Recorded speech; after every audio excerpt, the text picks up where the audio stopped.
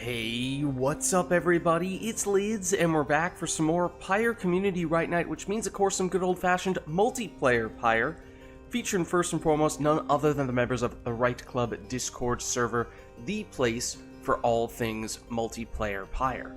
And if you're interested in getting more involved in multiplayer Pyre, then look no further, because you can join said Discord group by clicking on that link right there. But those of you in chat, you are not off the hook, no, because you can request players, exiles, masteries, songs, arenas, titan stars, archetypes, all that stuff is fair game. So, without further ado, let's hop into versus mode here.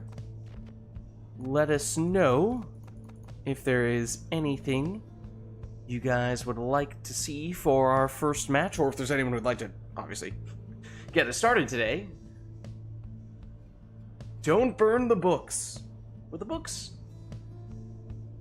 I'm pretty sure they have, there's a bunch of stuff that has flame resistance in this game, including the garb, the raiments that the characters wear. I imagine the books must also be flame resistant. But also, what's up, Sultan? How's it going?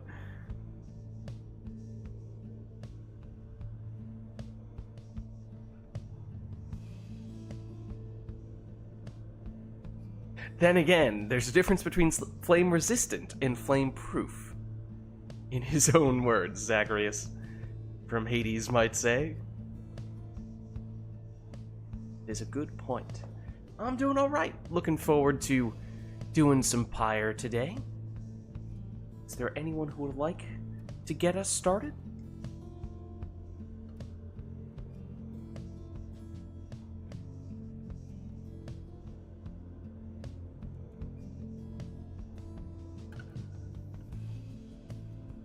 Spheris can hop in. Awesome. For what it's worth, as is seemingly always the case nowadays, I did check for a Steam update, and I did see one today, so that may or may not be important for other people to check, whether they are on the latest and greatest version of Steam, because who knows if that affects Steam Remote Play. I certainly don't.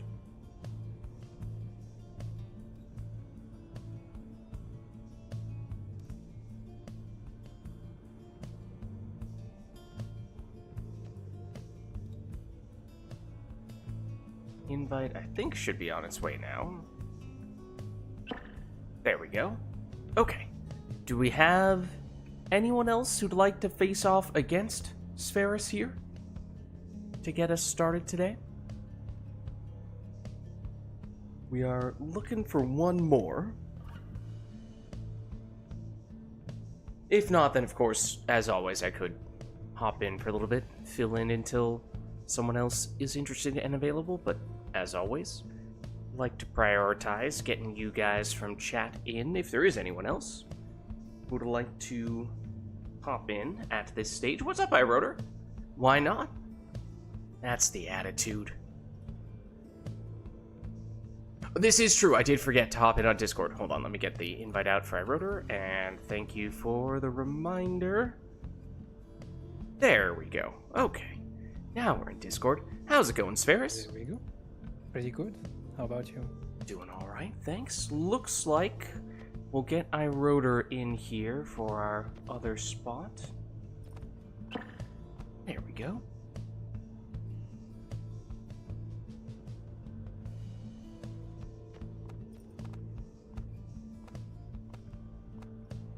Okay, let me set you guys up here. Looks like, unless you guys have pulled a fast one on me and changed up which teams you are playing today, I imagine this means that Spheris is player 1 and iRotor is player 2. That would be devious, but I'm going out on a limb here and assuming that is not the case. If it was the case, I would never tell you. Right answer. Alright, well let us know if there's anything we'd like to see setup-wise for our first match. Otherwise, of course, we could just leave it up to the players to do whatever they'd like here as a bit of a warm-up for our first match. Maybe not a terrible idea to do that.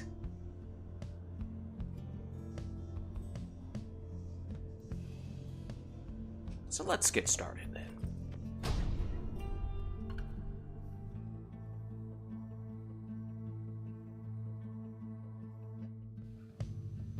Why, hello, exiles. You stand upon the glade of Liu. You are gathered to conduct this rite. Try not to let the pressure get to you. The essence stand ready. The withdrawn stand prepared. Who shall stand together here this night? Alright, so as we were saying... no requests from chat, so the players can do whatever they want here. If they wanted to, they could take no masteries and no talismans, although that would be a rather bold choice.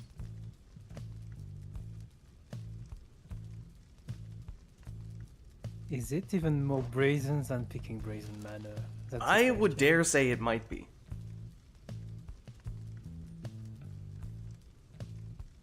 I think if you pick no masteries, no talisman, you should have 20 extra glory. Because it's extra brazen mana. What if that was a thing? For every mastery you don't take, you Very- get stat very weird. boost. I mean, it would kind of invalidate, to an extent, the stat boosting masteries, but still. It would be weird. I mean, then we would just run Oralek without masteries because he's broken anyway. But he's banned anyway, so... Yeah, maybe there's a way to balance it, but yeah, for some classes or characters more than others, it might be a bit of a challenge. Or like in Can you particular, maybe. take keyboard away from me?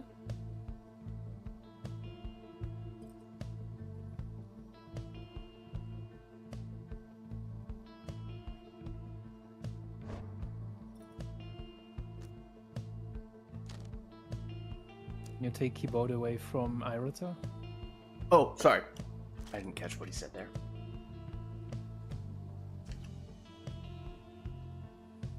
Alright.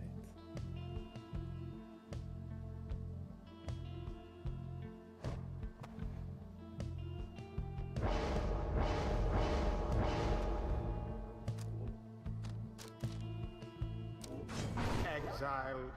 Alright, exploding worm. What if... Well, first of all, what if someone disconnects their controller? Second of all, what if... Just let me. Just has to reconnect then. See if that's any better? There we go. What if, by not taking one or more masteries, what that does is it randomly assigns you a mastery from potentially any other class? Just No, turns into a completely random selection. Could be I hate absolutely randomness. busted. It could be a fun mode specifically for fun, but randomness is something I don't like. That's fair. Especially like when you try to play more competitive and everything, and then things depend on randomness. Right. It would be hard to do anything seriously with it. It would mostly just be to mess around Yeah. every once in a while.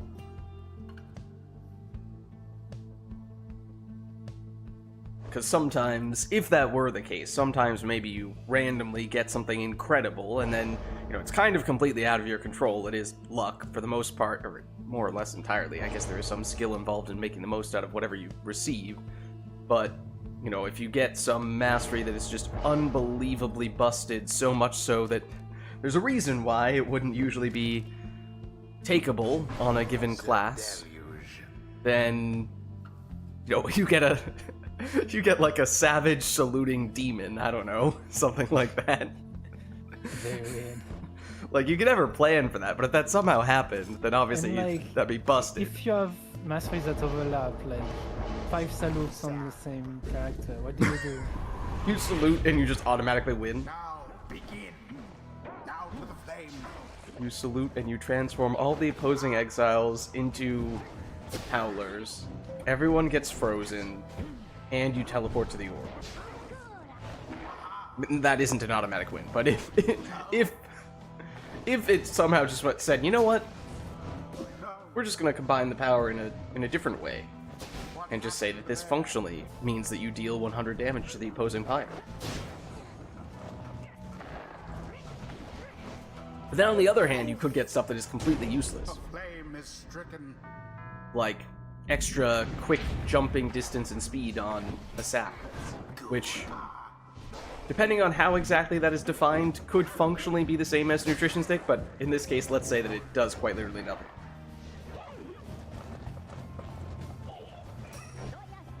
Speaking of salutes to stun everyone, How comical.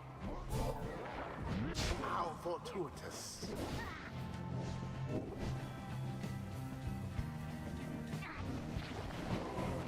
what if you got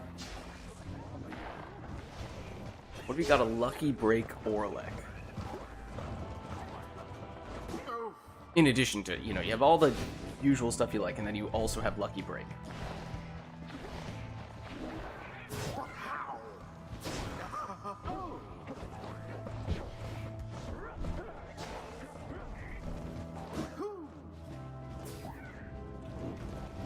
Ferocity unbridled. Or, this is a bit of a different idea, which we probably have talked about before, but what if, rather than having up to 4 masteries per character, you instead have up to 12 masteries shared across all of the characters on your team, and you get to choose how those get distributed. So if you sacrifice some masteries on 1 or 2 characters, you can load up on even more on another, and get someone who just becomes a superhero.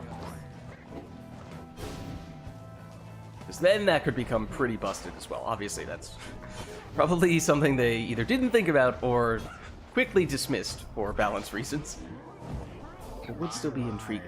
It does make you wonder. Oh, stunning claim, and it's Iroder's Palmus who was the only one able to move there. Hard to capitalize on that opportunity with a slow sap, but gave it a shot. And here is now Spheris returning the favor. Although actually it was Iroder who's the only one able to move, at least for the latter portion of that stunning claim. Is Paulette. A bit of a Down blunder. she goes. Now just Lady River for Iroder. The assistance of Palmus now. Oh,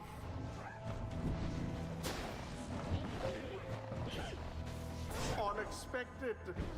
That's it. Lady River for Spheris, hiding in the corner for a second there. Did make me wonder if Iroder might have lost track of her, but no, it's Iroder with the orb throwing it in for 30. Into the adversary's flame. That was Bisbeleth playing it awfully close there. Tiptoes in the sapling aura. Eventually does go down.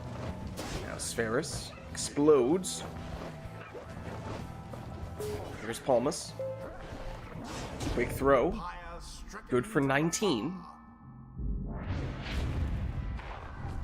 Yeah, the narrator, the voice, or Brighton, he's a few names or nicknames he goes by. He's pretty fantastic. And has a lot of attitude as well, which definitely adds to it. In addition to just the voice acting itself being very good.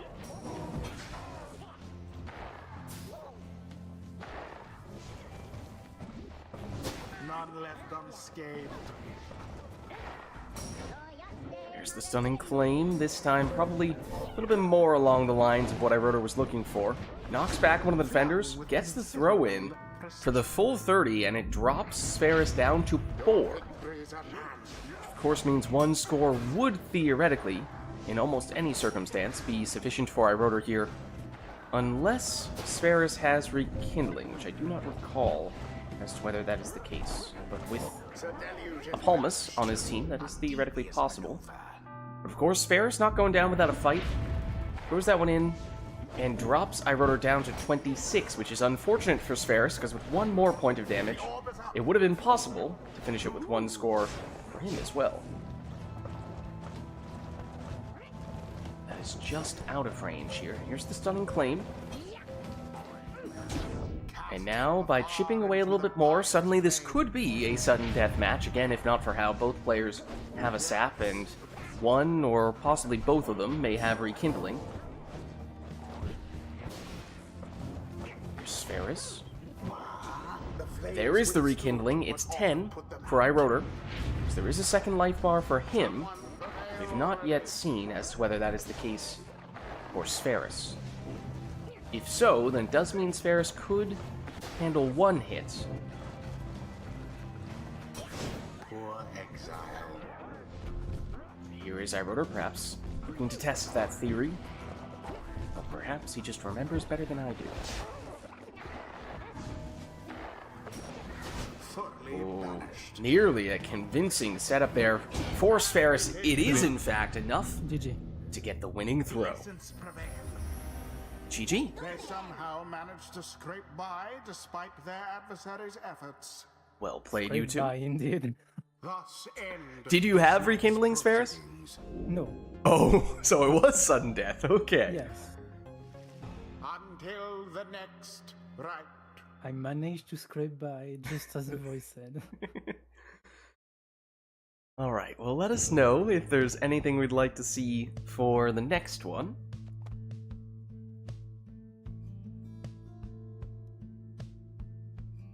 Otherwise, of course, as always, we could just leave it up to the players.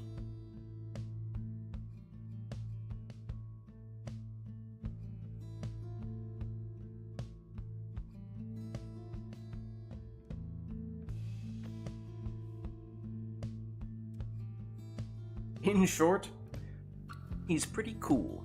When he's not doing dastardly deeds of evil, which he arguably does do to an extent.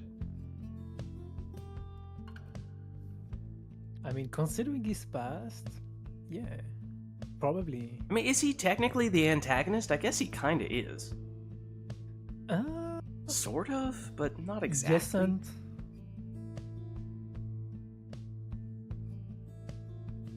Like, he becomes antagonistic at some point, but he's not, like, the villain either. Yeah, and you aren't But he directly going represents against him. something that you fight against at some point, so yeah. And maybe he's symbolic of the opposition? Yeah. Especially towards the end, for sure. Yeah. 'Cause by most not accounts... I don't think he really counts as antagonist either. Right. He's in a weird spot. Right. By most Which is accounts, great. if you had to say, it'd probably be Orlek. Even if he's kind of an anti-hero in a way, you know, is he really an antagonist? It depends how you define that, but probably more so than the voice is. Yeah. Alright, well, let's hop back in.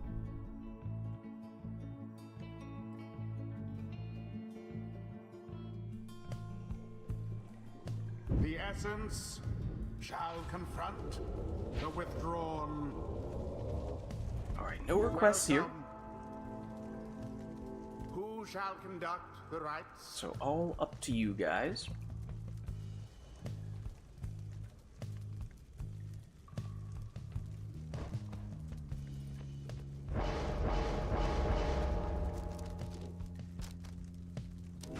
It's Exploding Lady River in the first spot for Spheris.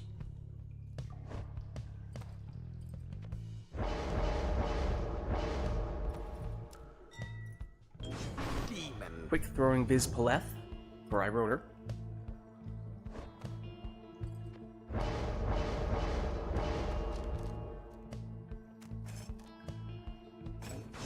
Exile. Webbed Lanthorn Raji here for Spheris.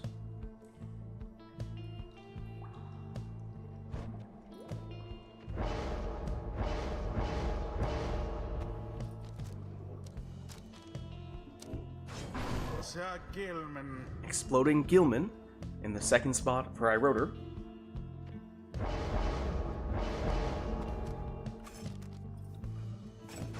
Prayer Beads Gareth is Sferris's final choice.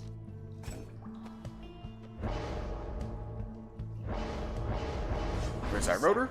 Goes Speedy Palmas. Alright, so here we go. Another match in which we see both players taking their preferred teams.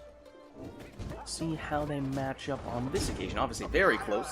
Previous go-around, and it's iRotor getting us started this time with a 15 damage plunge. That was with Gilman, and he did not have prayer beads. So he's now gone in this round. Ooh, and Sferris got close with his worm, but not quite close enough, although now, actually with C's chance, gets bonus damage as 25, so despite being one worm score apiece, Sferris's was a little more meaningful, although Sferris didn't quite get the timing there on the stunning claim and froze everyone, which I suppose is what it says on the mastery description, but generally the idea is to freeze all of your opponent's characters and leave one of your own still able to move. If you time it just right, that is possible, and here is iRotor demonstrating just how you do that, right on cue. Though didn't quite have enough time to capitalize off that opportunity. Oh, disconnected. Yeah, iRotor looks like he's... Something's happening on iRotor's end. Should be fine again. Oh, I was gonna... Do you want me to re-invite you, or...? No, just You're good? Just continue. Okay, I'll give you guys a countdown. I'll go 3, 2, 1, go, and then I'll hit resume. 3, 2, 1, go.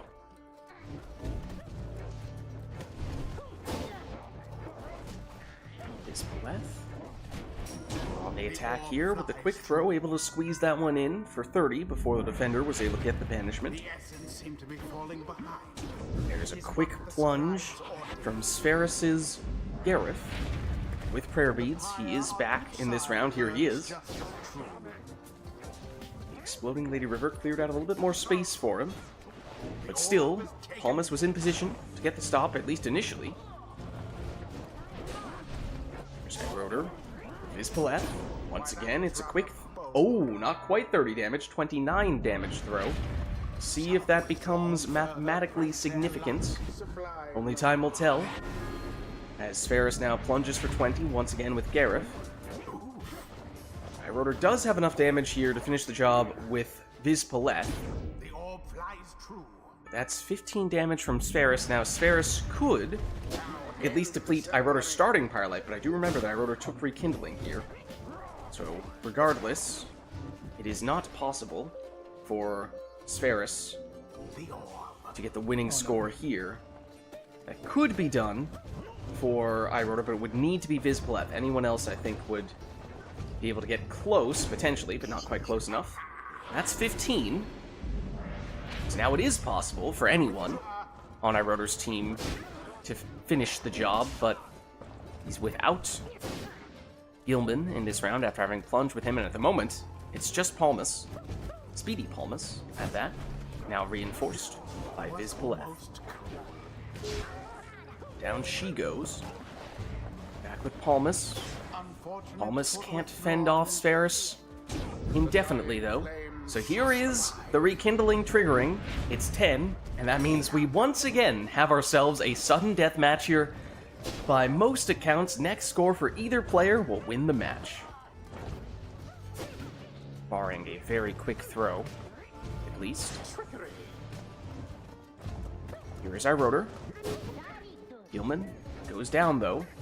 Here's Lady River for Sferris. Back to Gareth. Down he goes. It's Paleth now for iRotor. Quick throw, lands, GG. and iRotor is the winner. Drawn prevail.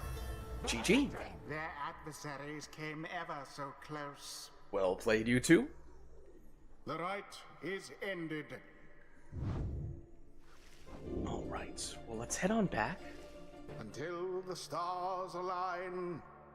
and let us know if there's anything we'd like to see for the next one. I think collectively across those two matches, you both have probably done almost exactly the same amount of damage to each other's pyres. Like you're basically tied across two matches. Yeah. It doesn't really mean anything, other than to say that this has been really close. Indeed. Sudden and death, last cause, both times. Is there anything we'd like to see for the next one, or are we thinking, you know what? Whatever this is, it's working. Let's not mess with it. Maybe that is what people are thinking, and you know what? Maybe they're right. If we're looking for close matches that go down to the wire, then we're certainly getting them. So maybe, in that case, more of the same.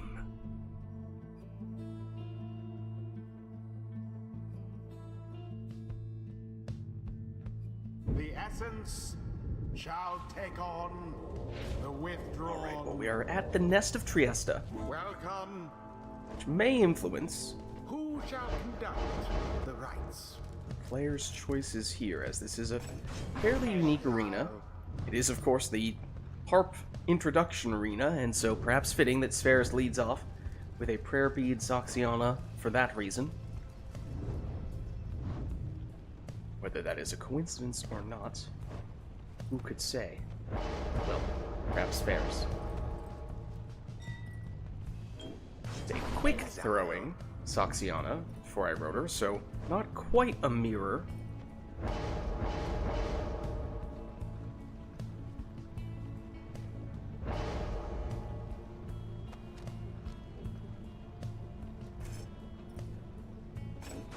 Exile.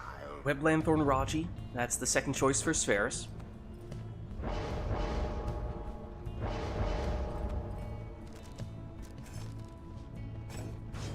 Prayer Beads Ulmer is the second choice for I Wrote Her.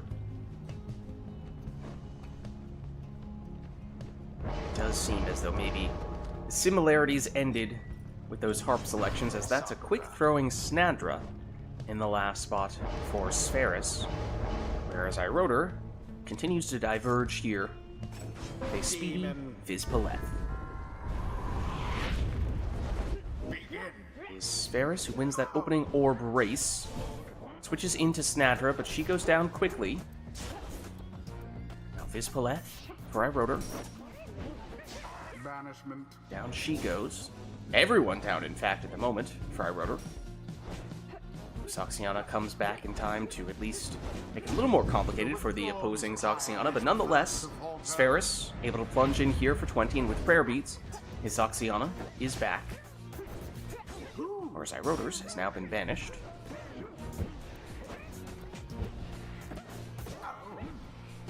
Quite an exchange. Ulmer now, for I Wrote Her. Takes out his shadow.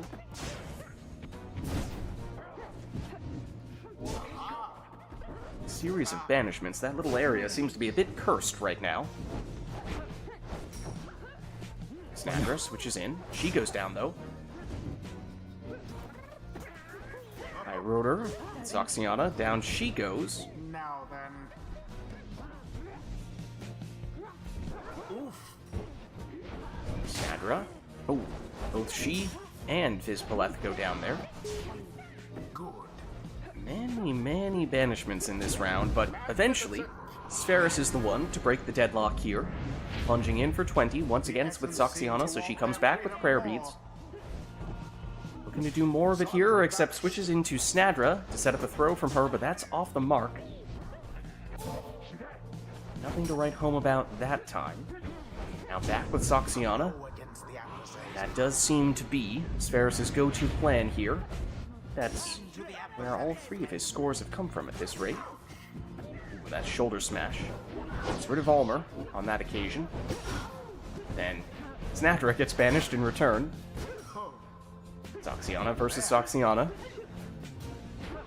Naturally, they cancel out, at least on the first two. Now make it 3 bouts there.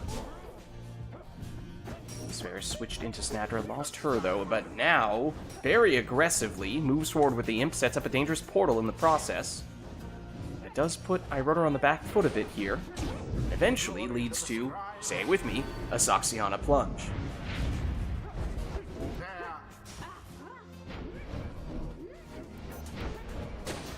Almer, for Iroder, blocked here. Banishes Zoxiana, teleports back, but then goes down. Zoxiana or Spheris.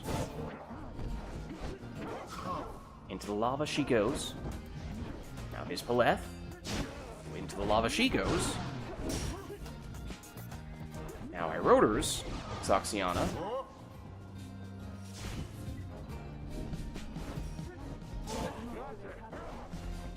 Snadra. Vanished here.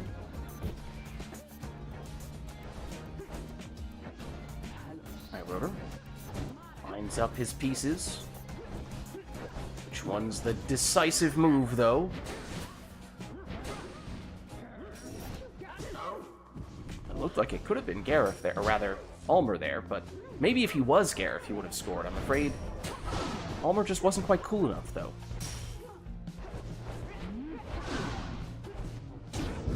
Eventually, it is Spheris, once again, with Soxiana. Snadra, down she goes.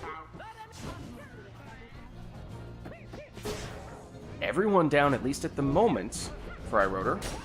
Soxiana comes back for him, gets the banishment. Soxiana versus Soxiana. Raji, blocked. Snadra, banished. Almer, cornered.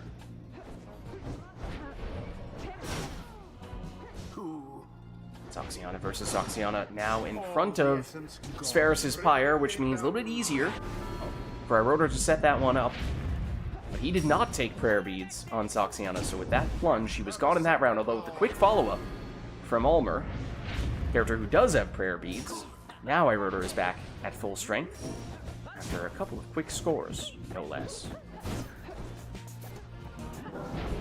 Iroder looking to turn the tide of this match here, although not going to end up doing that by landing in the lava.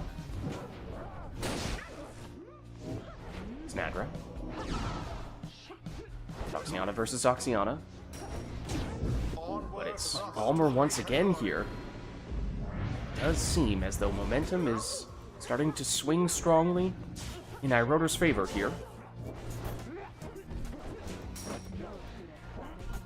As with that plunge, that drops Spheris down to 10, and suddenly, with one score, Iroder could win this.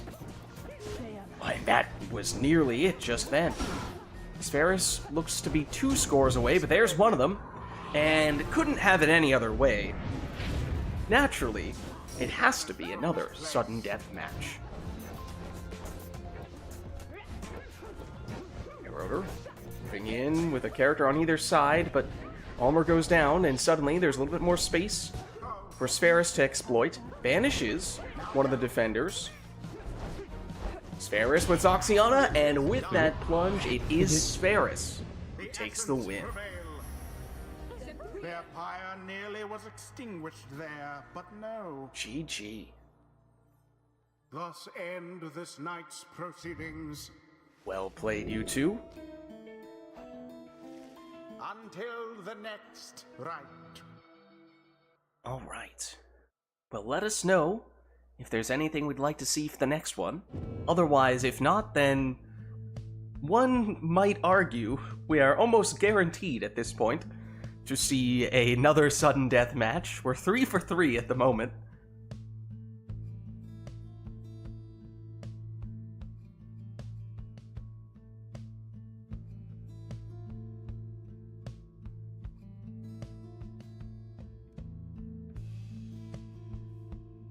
Hey Lilac, how's it going? An archetype plague? Alright. I think we're getting an archetype plague here. I'm a little concerned. I don't know. Is it plague? Is it please? Is it pleading? The world may never know. Alright, let me break out the Maybe it's archetypes new here. slang. I don't know. I don't keep up with the times. Alright, I'm gonna roll an archetype here first for Spheris and then for Iroder, and I'm gonna need to be very careful not to accidentally send the archetype to the wrong person or send 2 archetypes to the same person, as I did last week, briefly. But let's see. Interesting. Alright, so this one is going to Spheris. Now, I'm gonna, rather than rush this, I'm gonna take a second to make sure it is... the first one doesn't matter that much, I suppose. I could always send the first one to the wrong person and still be okay. But, Spheris, that one is yours. Alright. This is where I need to make sure I send the next one to the correct person. Okay. So, I have found Iroder's archetype. Let me make sure that it goes to Iroder. Double check. Yes, this is Iroder. Okay. Iroder, your archetype is in as well. So as a reminder, these archetypes are basically guidelines for how the players should construct their team setup-wise and or execute once the match itself has begun.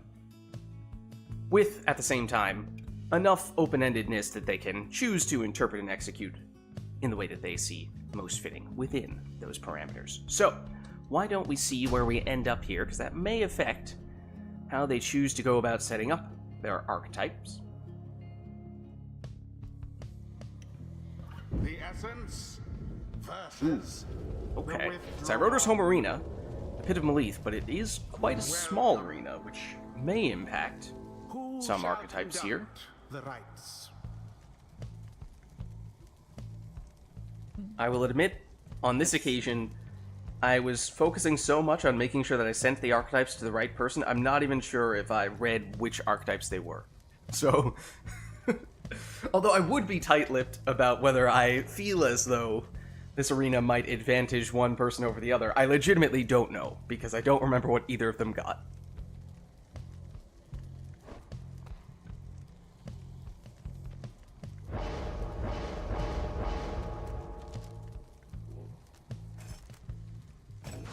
Exile. Alright, it's a Webbed Lanthorn Raji, in the first spot for Spheris. Okay. Oh, hold on. Iroder has our attention here. Someone Okay. not imp. In a small arena such as this, that can be terrifying. Yes. Oh.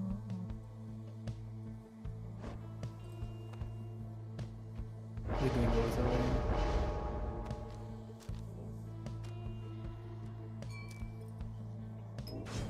Typhoon Bottle Snadra in the second spot for Spheris.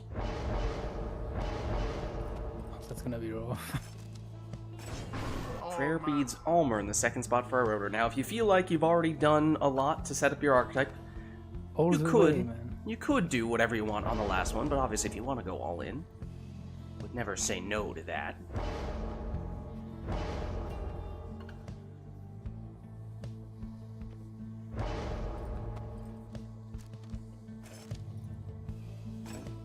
It's a Speedy Vorfrit for Spheris. That's final selection on the Essence side.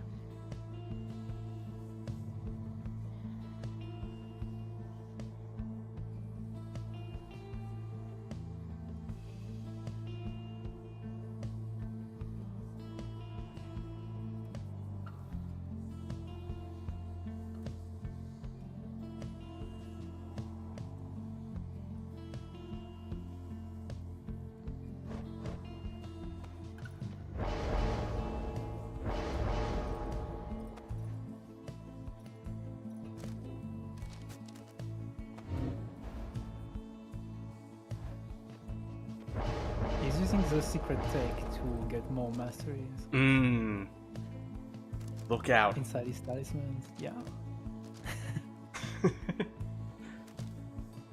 Breaking out the advanced strats here.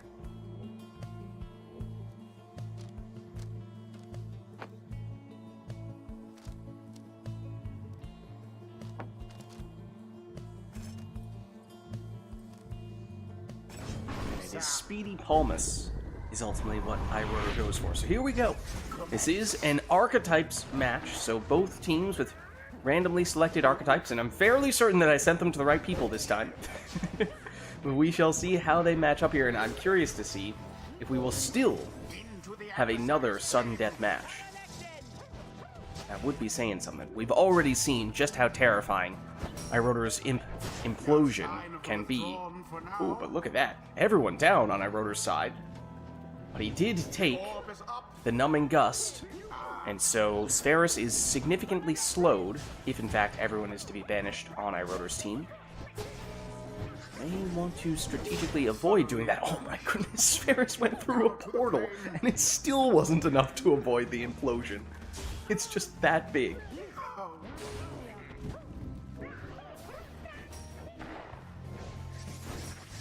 Does get infinite stamina after going through the portals, though, and there was some slip sliding and wall bouncing there, but eventually Spherus did find his way into the Pyre there with Vorfrit, though with no prayer beads, she is gone in this round.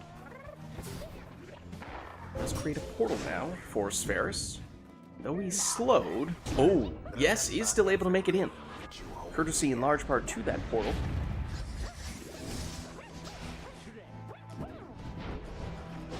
Now here's our rotor. Palmer. Leaping in here for 20. And he is back. He does have prayer beads. Spherus, eyeing the portal, goes through it and banishes the entirety of iRotor's team, but is he going to be quick enough this time? He is, even with that numbing gust. Punches for 30 here, and that means that... Oh, actually, well, Spherus does not have Vorfrit in this round, and therefore Spherus does not have enough damage to finish this with one score, as his two remaining characters have less damage than Vorfrit.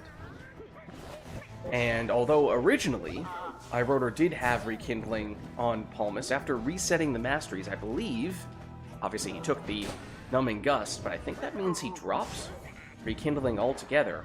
So I don't think iRotor has a second life bar. One triumvirate stands unopposed. Where's iRotor? Oh, but now the turns have tabled. Is Spherus quick enough? Yes. Although, as we were saying, not enough damage from Snadra. Now go on, just once more. Spherus does just enough to avoid that big implosion.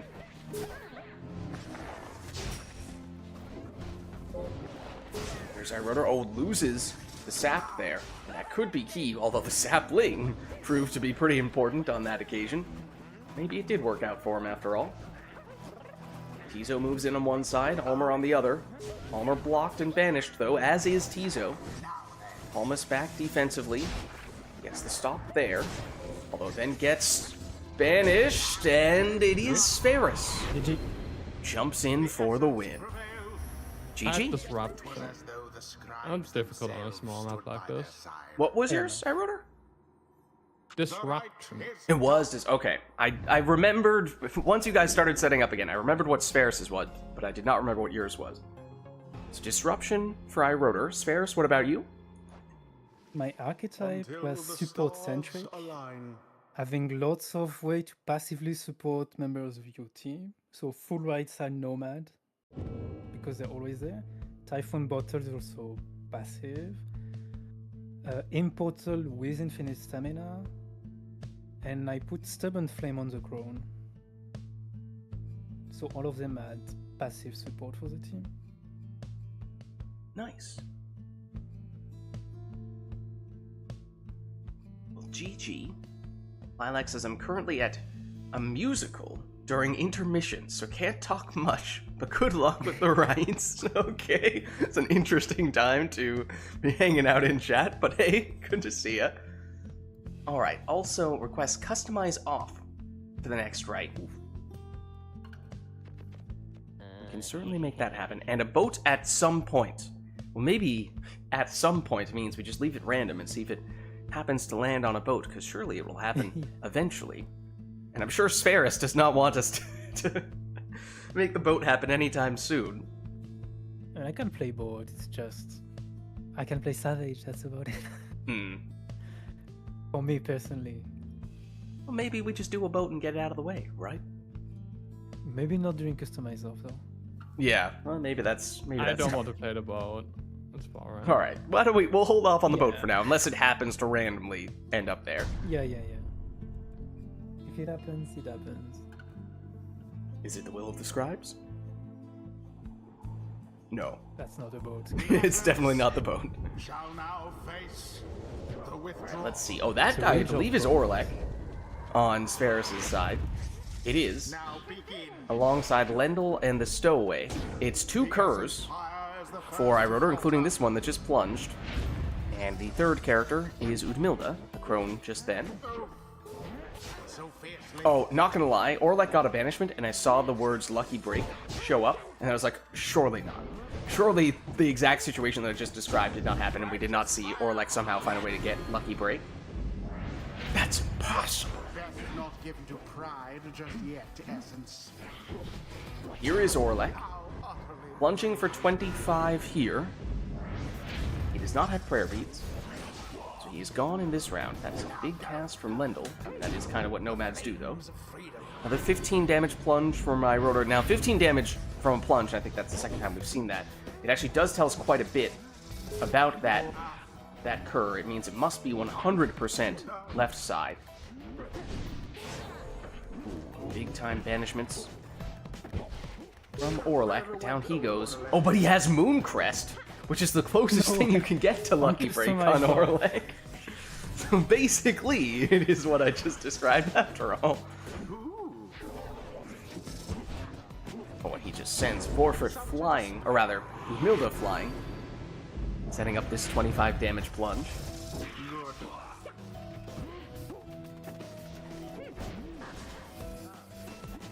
Nope. Trying to find his way around the curves, but can't do so. In fact, everyone down on Spheris' side, so once again, it's a 15 damage cur plunge for Iroder. Oh, who has prayer beads. It's not built-in guiding light, because otherwise he'd have 20 damage on that, so it must be prayer beads. But that's a 25 damage plunge from Spheris' Orlek once again, and it means one score, presumably, would be all that Spheris would need, barring a Rite Light Talisman from Iroder, but I don't know if that's likely to happen at this stage. Iroder did plunge there, and will plunge again here. And now suddenly we are back, once again, to what is a sudden death match. For Iroder, it would need to come from the crone, whereas Spheris does not need to be that picky. Not quite as straightforward for Iroder, but here is Spheris. Knocks back the defender. Oh, but look at that. Big time save from Udmilda. And again, offensively as well, the most important character here. But that's okay. Iroder doesn't need to do it all in one round. It does mean now he's down one character in this round. But almost any score from either player would do, one would have to think, and Spheris is defenseless. So here is Iroder with the unblockable throw. Really? And that Don't say is the game. game was actually over. You could have a can. That's true. Yeah. a victory so narrowly achieved, and thus more glorious. I do like how we had 3 sudden death matches in a row. We had archetypes, okay, sure, that one wasn't, but then even after going to customize off, now we're back to sudden death again. Until the next rite. Alright, well let us know if there's anything else we'd like to see for the next match.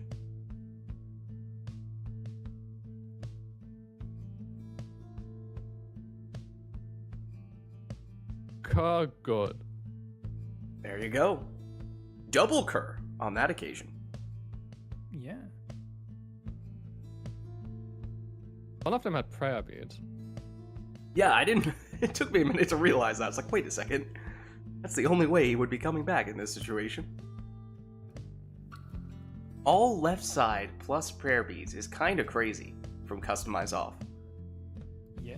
I guess it's better than being all right side and having prayer beads, otherwise prayer beads is wasted, but... Yes. Well, I guess it's kind of crazy in a good way, I suppose. Obviously, you'd kind of like to have the extra 5 damage, but still. Then again, on the Also, other anyone side, we wants saw to Orlek replace with me? quick respawn, so... If anyone wants to replace me, I can swap out. Do we have anyone in chat who would be interested in getting in? Lilac sounds like maybe in and out of chat, depending on what the status of the musical is, but I take that to mean Lilac probably is not available to participate at the moment. I imagine playing Pyre in the middle of a theatrical performance is probably not a particularly appropriate thing to do. Even if you could, I don't know, what, do it on your phone? Can you even do that? I don't know. We have people who've done it on, what, the Steam Deck, right? So maybe it is technically possible to do it remotely, but anyways, I digress. Not seeing any requests, nor am I seeing anyone else from chat who is looking to get in here, so in that case, if it works for you guys, I think we may just do a little more of the same. Oh, I guess last one was customized off, so not quite the same, but a standard match, at least.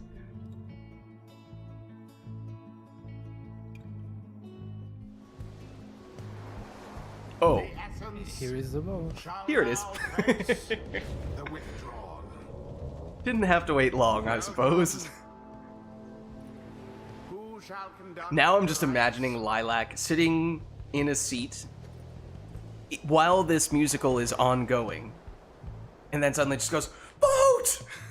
Throws their hands up in the air, screams that out, and then suddenly everyone just turns and stares. And it's like, oh, sorry.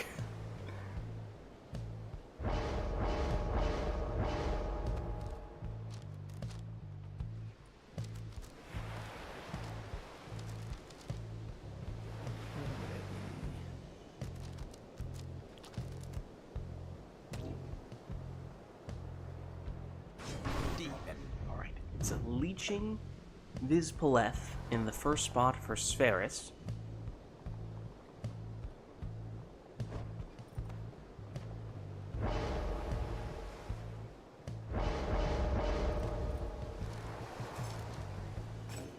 Speedy Tizo in the lead spot for iRotor.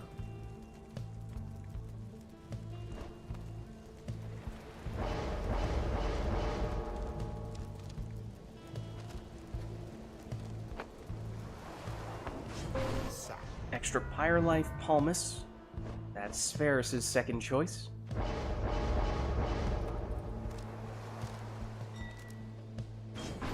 Vanishing Throws on Messenger Imp for iRotor.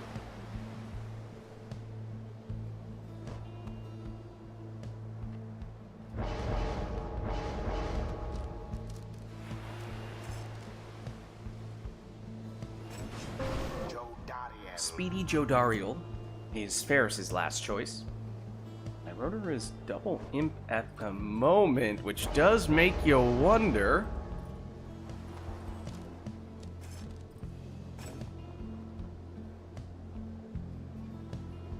And wonder no more, because that is a third imp, this time with the Web Lanthorn.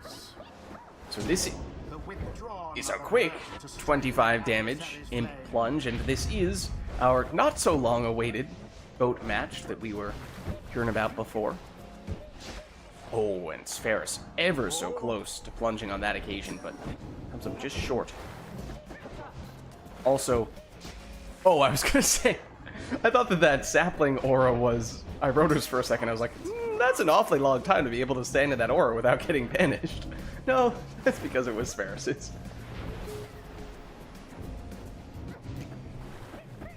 There is the Brazen Manor. And there is the Team Shield protecting Spheris, although not long enough to get in there with that Brazen Manor play. iRotor aggressive here. Plunges for 25, although, as we just saw there, Spheris took some additional starting Pyre Life, which is Spheris still above the usual starting point at 115. Another well-timed Team Shield there, although not enough time to set up a Brazen Manor on that occasion. Whoa. Well, there's a little bit of boat magic. Down goes Spherus. Here comes Iroder.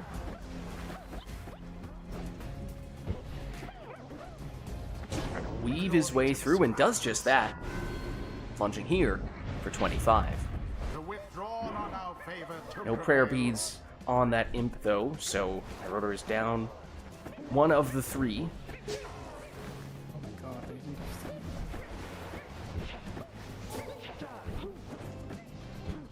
Spherus, oh, not quite. Iroder back at it. Oh, there's the banishing throw. Plus the implosion.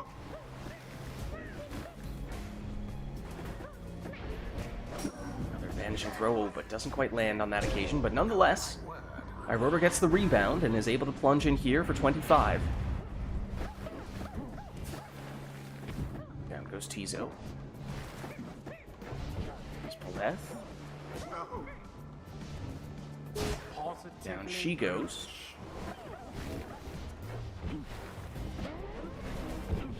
The boat magic didn't look like it was going to save Spherus on that occasion, but Iroder spared his Paleth. But did not spare Spherus' Pyre. Plunging here for another 25. And another 25 still. And that does drop Spherus down to 15. I don't recall as to whether Spherus has rekindling. If so, how much? Tis taken. There's the Brazen Manor. There's a little bit of boat magic, but right now it is just Vizpaleth. It's a rather high-risk gambit. Yes. As if it fails, Iroder nearly had an avenue there for what could have been the winning score.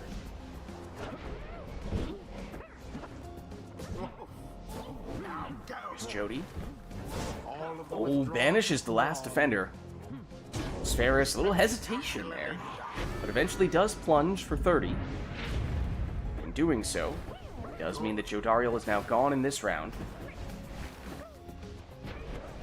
A little bit of room.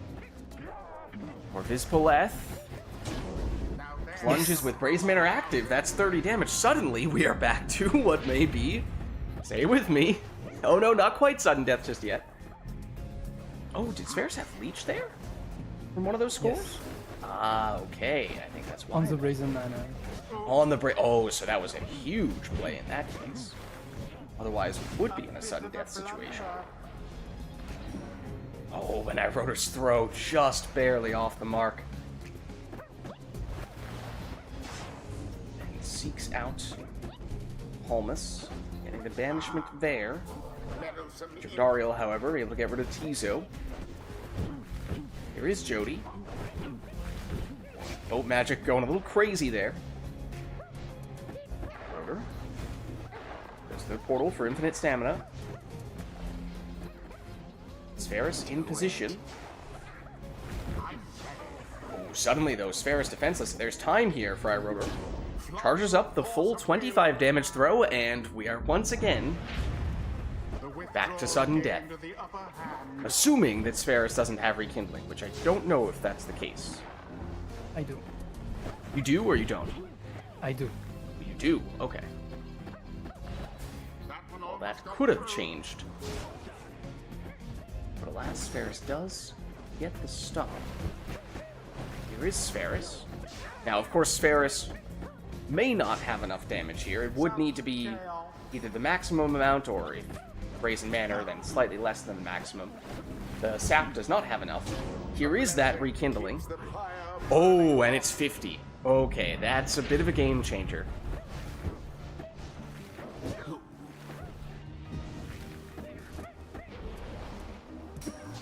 That's the banishing throw. Here is Spherus, though, on the counterattack.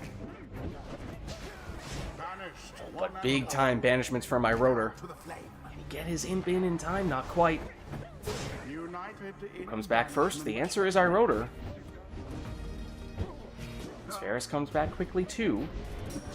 Vanishing throw. Plunge. A little bit off the mark, but we'll give it to you. Now it truly is sudden death.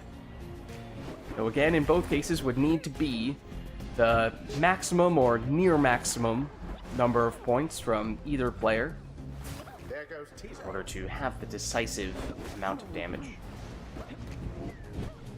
There's iRotor. Ooh, serious boat magic, but loses Tizo. Wait. I'm stuck in the corner. Spheris was stuck. Oh, and that was almost the difference. But alas, Spheris is still able to get the decisive score. My demon was stuck in the water. The right is complete. Might have to go back and check that one out. But GG, well played, you two. GG. We have seen... to play Savage and I regret it. We've seen characters land in the water in such a way that they actually get banished once or twice before. I don't know if we've seen them get completely stuck, though. Maybe. It's the boat of Trieste. You didn't hear it. Alright, well, let us know if there's anything we'd like to see for the next one. Or, I think iRotor was saying earlier, if there's anyone who's looking to get in, he's open to swapping out. Do you need to head out, iRotor, or are you flexible either way? I would like to leave next to. Okay, so it sounds like in that case we are looking for someone soon. Maybe not imminently, but soon. I could potentially fill in for a little bit, but of course, as always, would like to give priority to people in chat.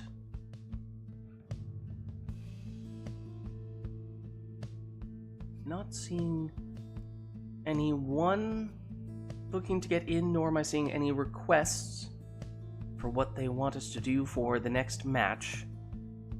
In which case, I think we just jump back in here, leave it up to you guys to take whatever you'd like.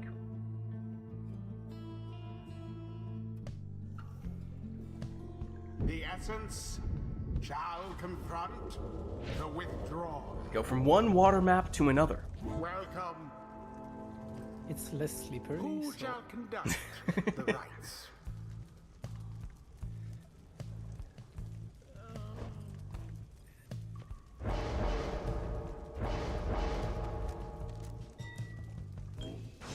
Sandra. Quick throwing Snadra here. That is Ferris's first choice.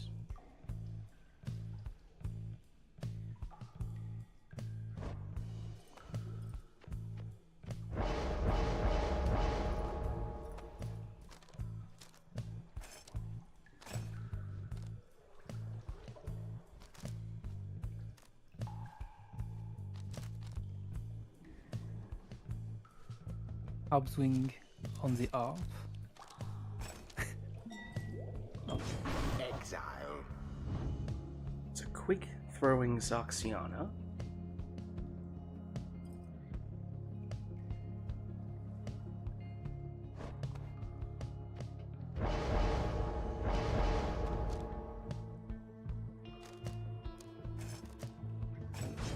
Quick moving Palmas for Spheris.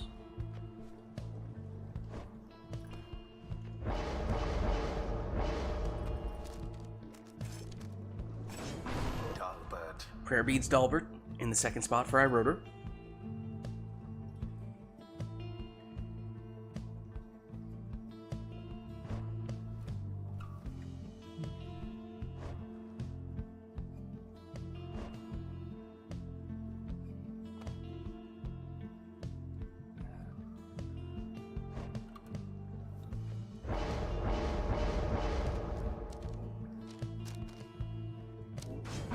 Exploding Lady River. That's the third choice for Spheris.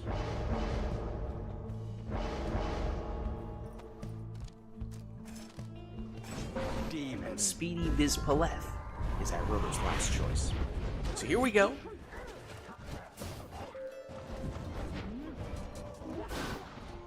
Big banishment there from Zoxiana, who quickly follows that in with a 20 damage plunge. But no prayer beads for her. She's gone in this round, though quick follow-up from iRotor. for another 20 damage from the Cur, and that Cur, Dalbert does have prayer beads. As you can see, he is back.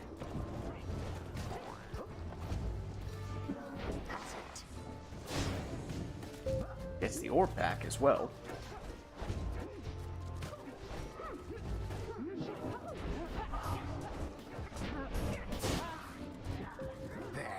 Dalbert again, but he's shoulder smashed.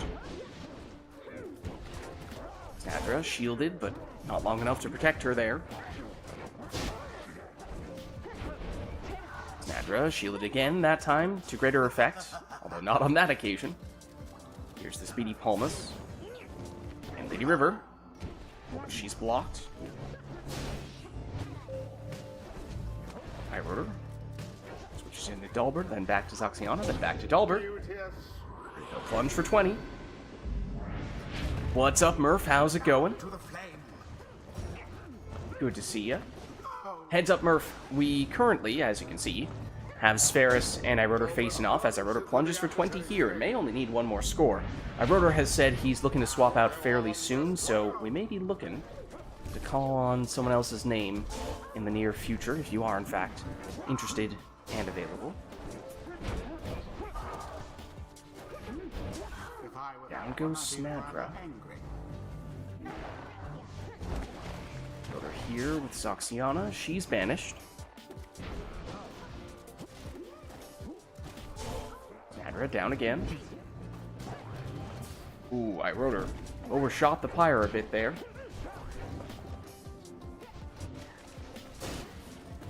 Mayhaps.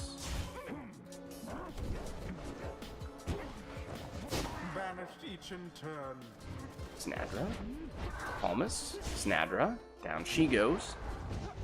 Zoxiana now for Iroder. She's blocked and banished. Oh, actually switches in and sacrifices Dalbert.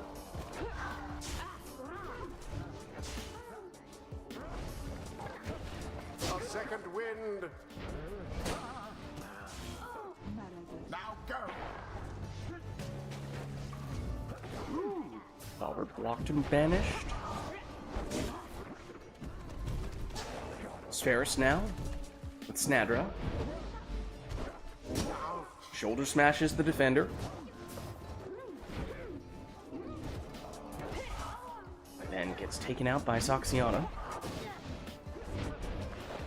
Palmas just doing his best out there, trying to avoid Zoxiana. Easier said than done, though. Lots of banishments from Iroder. But Spheris still in possession and eventually does manage to throw that in for the full 20. 10 leech as well. Is that a quick throwing Snadra? I don't even remember. Yes. Ah, okay. I was gonna say, otherwise, I don't know how he would have gotten that much damage that quickly.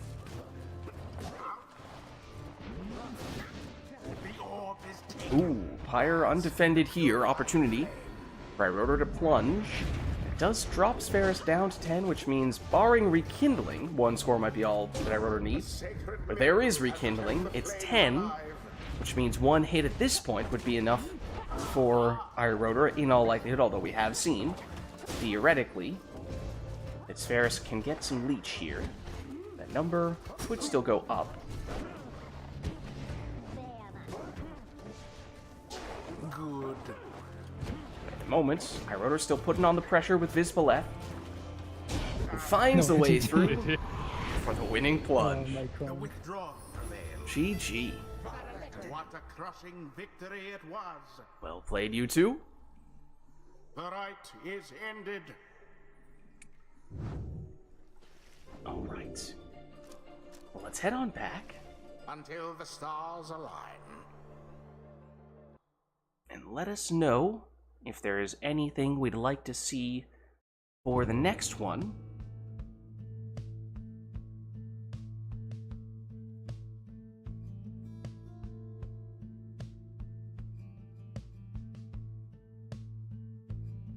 If not, of course, we can always please leave it up to the players to take whatever they'd like.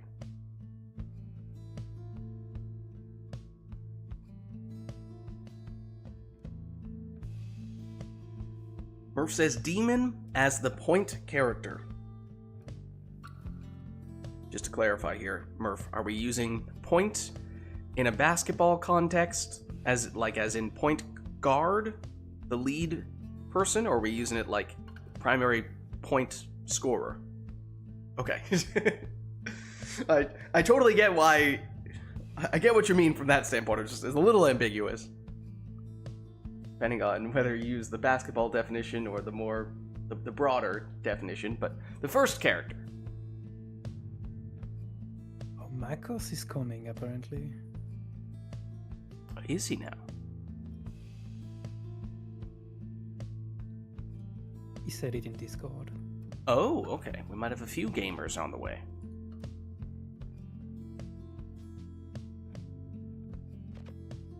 Alright, well, why don't we get this one started then?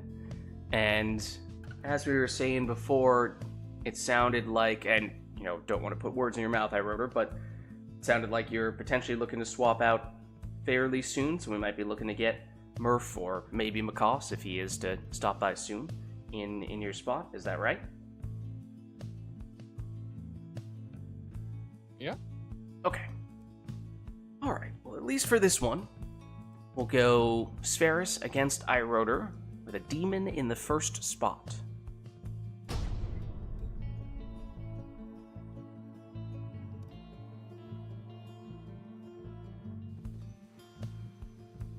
The essence versus the withdrawn. The Blade of Liu. Are we just gonna play the same Who comp? shall conduct Probably. the rites? I'm not sure. It may look quite similar, but we shall see. It's a quick throwing Vispaleth as the point demon for Spheris.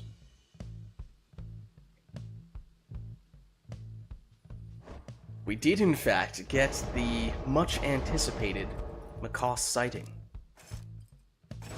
It's a speedy Vispaleth. As in speed-moving Vispaleth for iRotor. It's a little bit different there. Heads up, Macaws, we were just saying that iRotor is looking to swap out soon, so we may be looking for someone to take his spot, potentially even after this match. Exile. Because it's not just a video game, it's the curse of Isla. Whoa, whoa, whoa. Slow your roll there, iRotor.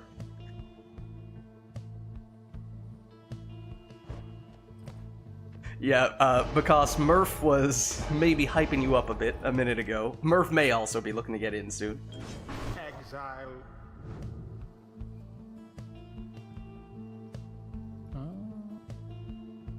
Oh no, sorry. I'm sorry. Your hype man was Spheris, I believe. Yeah.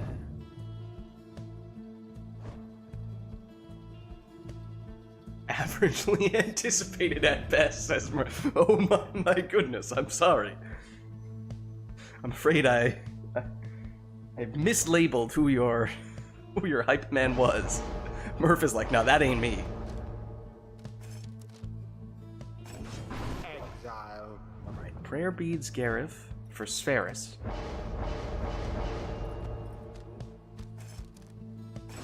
Exile. And Web Lanthorn Raji for iRotor. Yeah, I don't know, if I'm not mistaken, because those might be fighting words.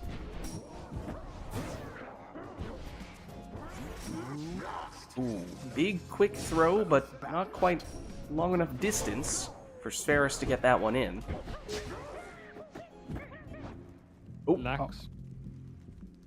lag spike.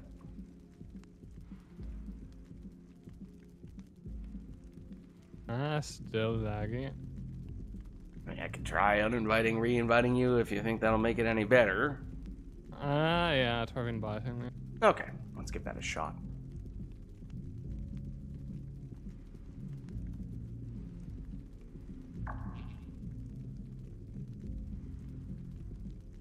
It's a curse of Islag. As soon as you mention it. Coincidence? Maybe not. Okay, I'm back in. Okay, Let's try it. I'll give you guys a countdown. I'll go 3, 2, 1, go. And on go, I'll hit resume. 3, 2, 1, go.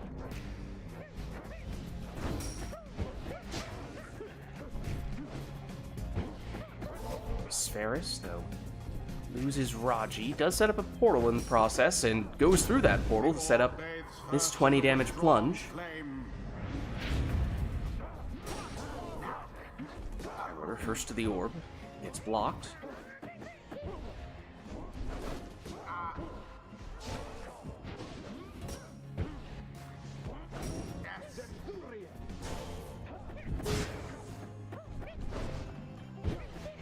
Nobody wants the orb at the moment, apparently. Though everyone down, at least for a brief moment, on Spheris' side. Enough on that throw? There was. So that's 30 damage. And Iroder deals with that crone toss. Vispoleth versus Vispoleth. Now Gareth. Back to Vispoleth. After his noble sacrifice. Vanishing throw. Free orb. Spheris claims, only to immediately thereafter get vanished. Now once again, Vispoleth versus Vispoleth. A duel that Spheris wins on this occasion.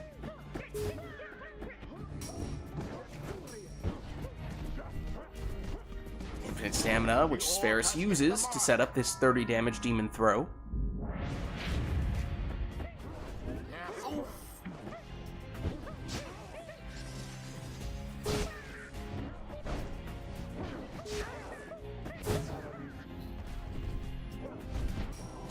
Showdown. Once again, it's Spheris. Winning out on that occasion, once again using the infinite stamina. Iroder sacrifices one defender to the banishing throw, but then on the second throw, Spheris able to get it in for 30. Shall the essence O? Shall the essence O? It's a great question.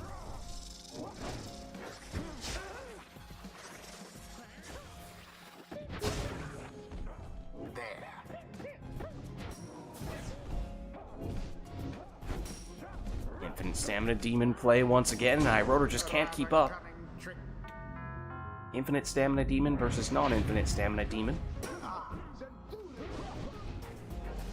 Does drop Iroder down to 25, which means one score may be all that Spheris needs here.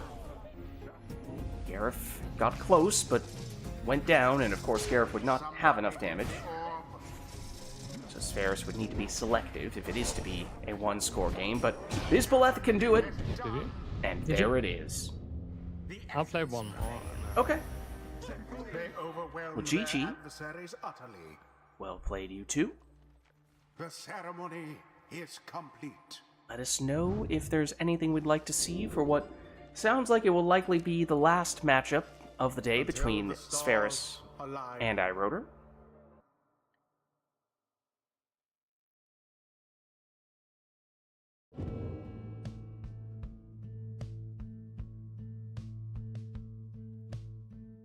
Otherwise, if not, of course we can always leave it up to them to take whatever they'd like.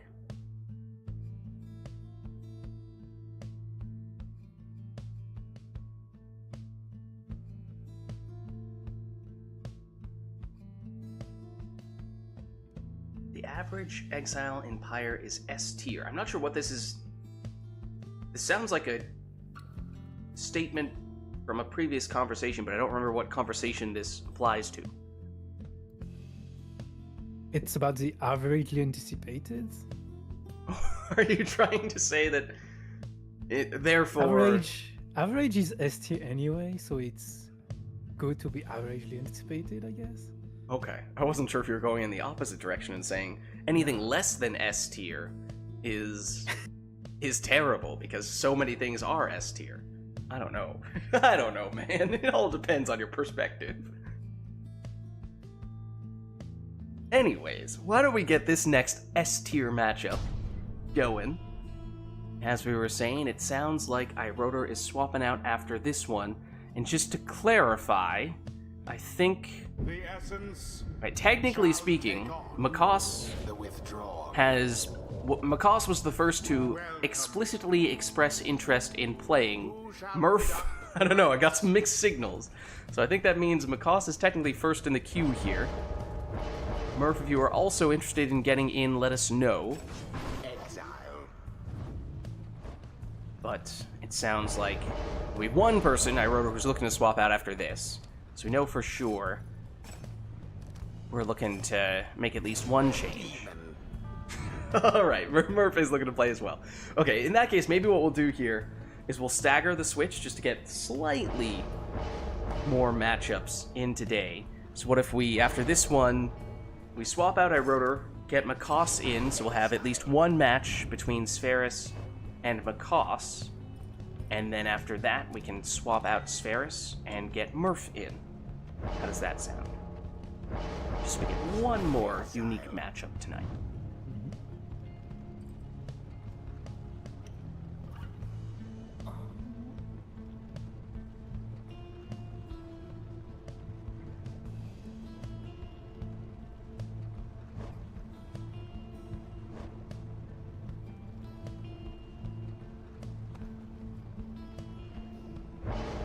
Savage and an imp thus far.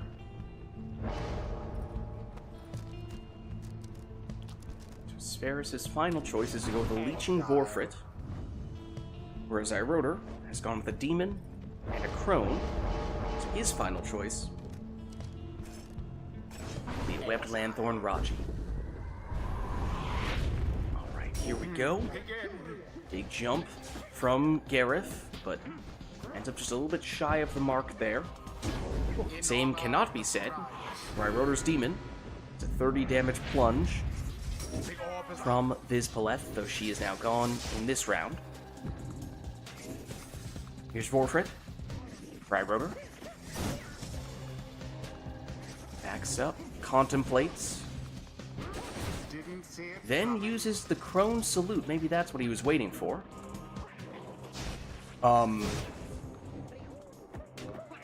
Well. Didn't see that one coming. I'll tell you that much. Someone here rose to the occasion. The essence banished to Everyone is down, at least for the moment, on Spheris' side. What happened then? And so eventually, Iroder does still get a 30 damage score off of that, just maybe not exactly how he imagined that one was going to play out. Oh. Now go. Iroder again with the Crone Throw. That one, though, either slightly short or perhaps slightly off target. Oh, Spheris able to plunge in there for a second. Looked like he was just on the edge of the pyre, not quite in the area of effect.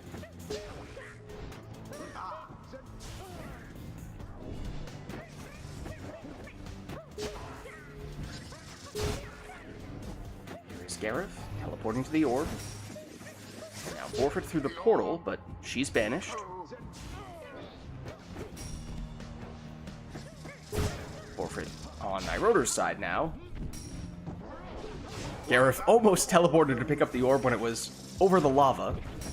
Didn't quite lead to his banishment, but it was close. Oh, and Spheris was looking for the throw there, but momentum took him slithering into the pyre for a plunge, and that means he's now Vorfritless in this round. Nearly could have negated that disadvantage by plunging with Gareth, as I think he does have prayer beads. But he didn't quite make it in, and thus... All banished. Well, now, Iroder is defenseless, so Spheris does get that Gareth plunge, and does Gareth have prayer beads? Yes, okay. So both players back to full strength, that means, and here is Gareth for round 2. The essence pyre now burns Gareth again. I suppose one encore was enough.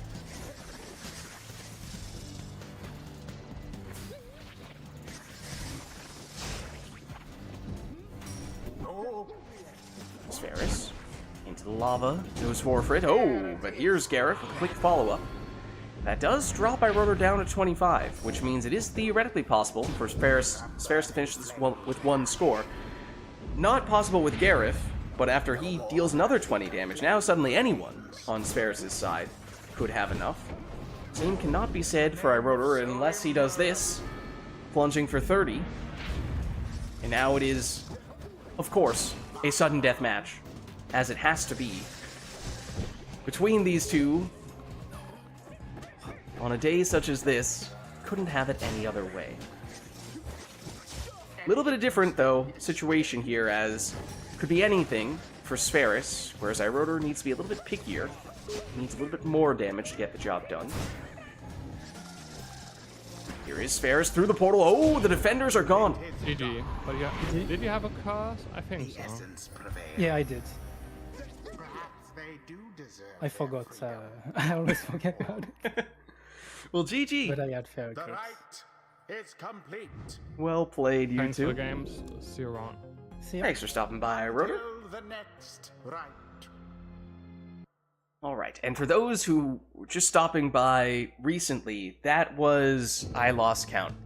Spheris, Iroder, what, the 6th sudden death match between you two today?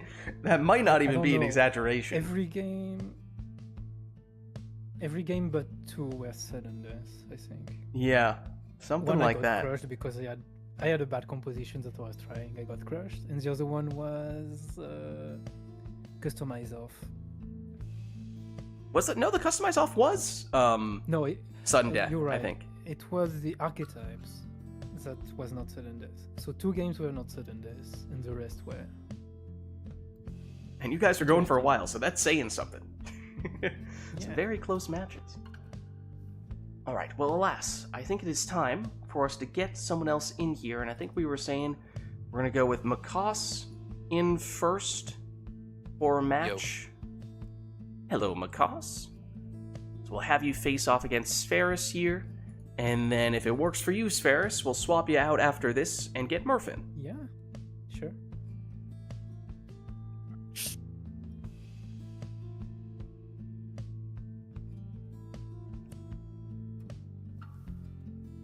The chat window popped up and then it went away. Yeah, let me know if I can resend the invite if that helps. Lids, Vids, double click, play game. Alright, we're chilling. Noise. We're pressing the buttons. And things are happening. We're in. Awesome. Okay. Oh, going True Nightwings today. Okay, now that's your usual, right? It is. For some reason, I mixed it up. For some reason, I was like, no, that's your backup. No, everyone else is their backup. For you, it's number 1, though. I've almost exclusively run True Nightwings. I think at the beginning I did I had a Beyonders phase when I was trying to figure out what colors I wanted. Mm-hmm. Fair enough. The been others settled look then. cool, so fair enough. I mean, they do objectively have the best colored raiments. This is the origin of the Gareth style meme. So I just didn't like that. Interesting. I didn't like that they were like glowy though. I got sick of looking at them. Plus, I think when I joined, every half of the community was Beyonders. That's what everybody wanted to run. So I wanted to switch it up so nobody was running True Nightwings. So I said, you know what? I like red. It's my 3rd favorite color. Let's do that. it's been a while since we've done any polls to gauge what people's favorite and second favorite triumvirates are. But that was the origin story for, what was it, the 2nd? Maybe the 3rd Civil War? Because so many people had Beyonders as their favorite triumvirate that it was Snadra versus the world. So that was Civil War, I think, number 2. So yes, I think It's that a was very cool probably still character, before you were saying that everyone was playing Beyonders, but that's been the case for a while then, I suppose. And when we did that poll, almost everyone had True Nightwings as their 2nd favorite triumvirate. That's crazy. Or maybe that was just from tournaments where we had people list favorite and backup triumvirate, and so many people said True Nightwings. But Crazy. alas, it's number 1 for Makas. Alright, well, why don't we get started here with a match between these two. Now, Makas, no pressure or anything, but as I was just saying, Spheris and Iroder had almost every single match come down to sudden death final round. So the tension has been quite high here. Understood. We're cheating. Exile.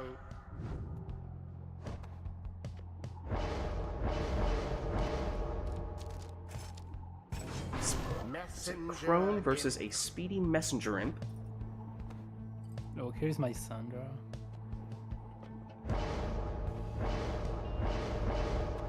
But she's not wearing the right colors. Sandra. It's an exploding Snadra, in fact.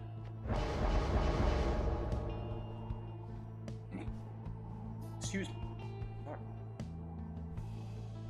Yeah, this is fine. Nope. Ametha. Rare beads Pamitha. I do like that Sandra still has, you know, this ghost effect. Yeah. The little white outline. Do I other think Beyonders have it? she might be No. slightly transparent as well. I think it's just her. Yeah, it's just her. Right, yeah, it is just her. That's pretty cool.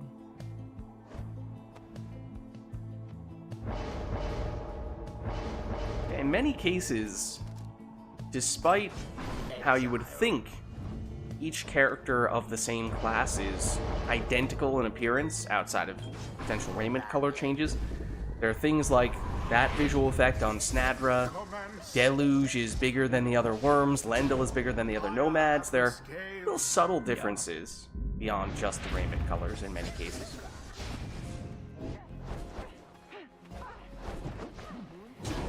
Here's a quick move from Macaw, setting up a 22 damage throw.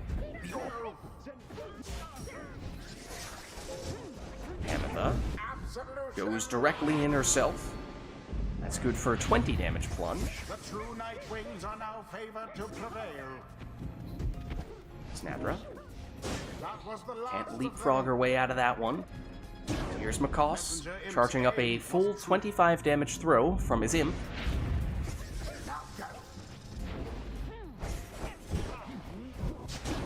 Quick throw from Manly. That one not quite maximum though, just 22. It does mean one score may very well be all that Macaws needs now. Pamitha, pondering, plunging, and winning. GG. The true night wings GG. prevail. They vastly outperformed their adversaries. Well played, you two. The rite is done. All right. Let's head on back. Until the next rite. And if it still works for you guys, we could swap Murph in for Spheris here. Is he here? Is he ready to get in? Murph said he's awake. Now, I'm not sure who he is in this circumstance. I'm not sure if he's referring to himself in the third person or someone entirely different. It's a little unclear. The cake may or may not be a lie. The cake is a lie, always.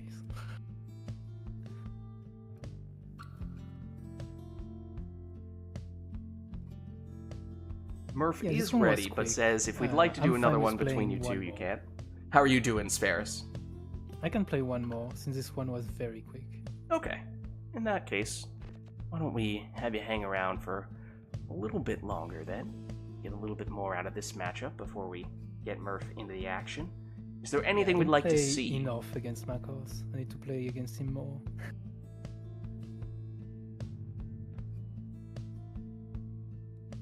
I had a nickel for every time I heard that.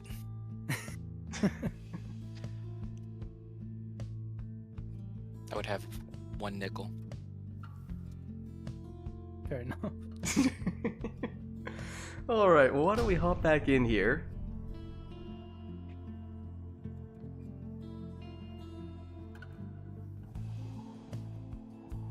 The essence shall confront Reach the of true gold. night wings. No requests. Welcome. Yeah. What's this guy think he is? Who shall Flaunting his conduct nickel like that. The rites.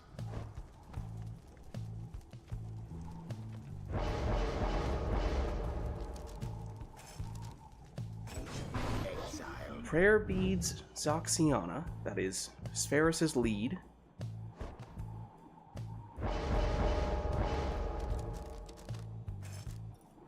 Speedy Bertrude.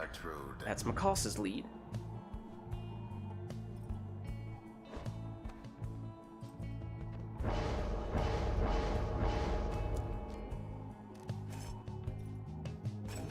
Exile.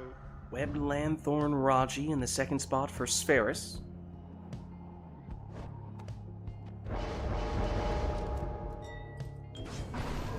Quick Throwing Manly. That's Macaus's second choice.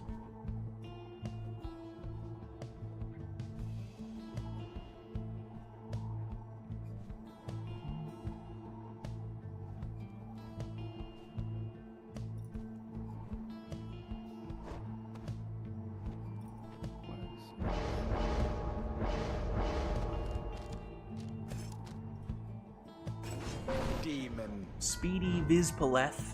That'll be Spheris' final selection.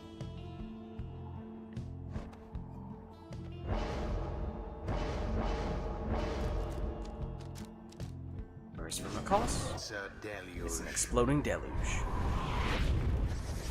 Alright, round 2 between these two. It's Zoxiana plunging here for Spheris to get us started.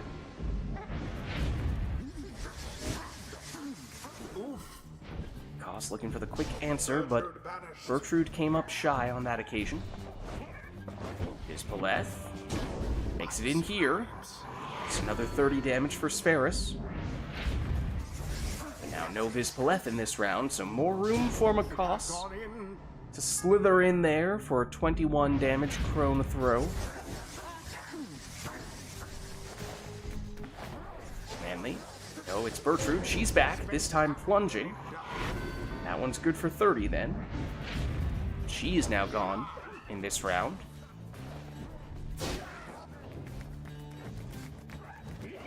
Deluge. Returns. Now everyone down except... Oh, I just realized for the first time there's a visual effect for Numbing Gust / Typhoon Bottle. And I don't mean around the characters. I mean on the arena itself. There's a wind. There's a little wind I never noticed that. line effect. I think that was true and my eyes weren't just playing tricks on me, but I'm pretty sure I just saw that.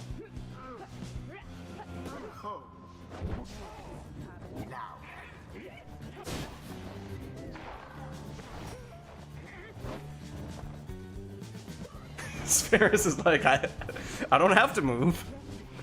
You can't make me.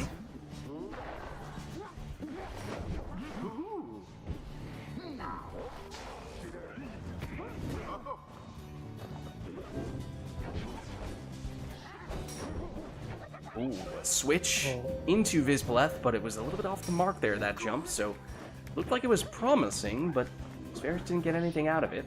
And instead, it's Macaus throwing this one in for 14. Rather, 15.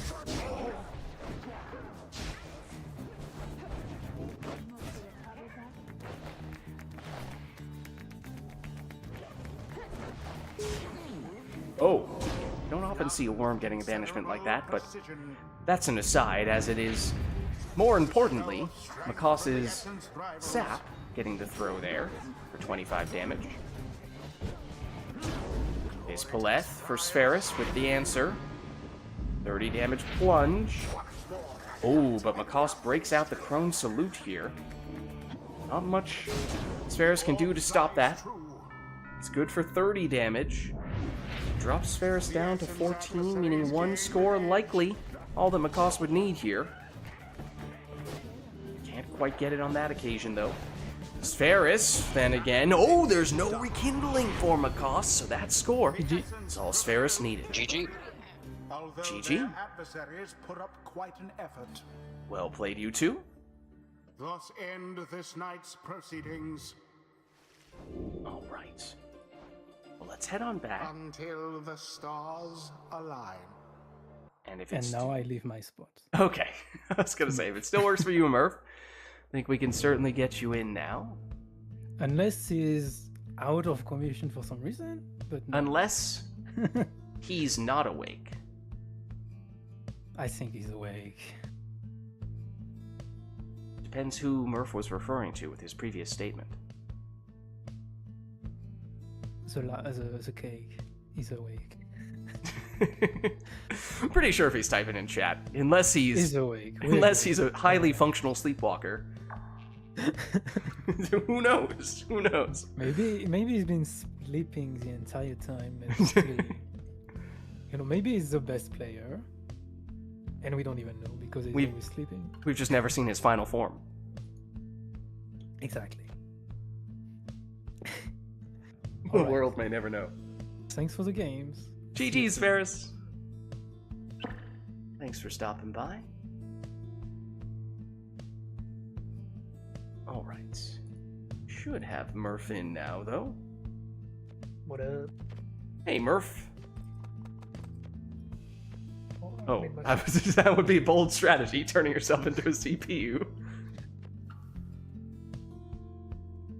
Let me just set you up here real quick. How you doing? Doing alright.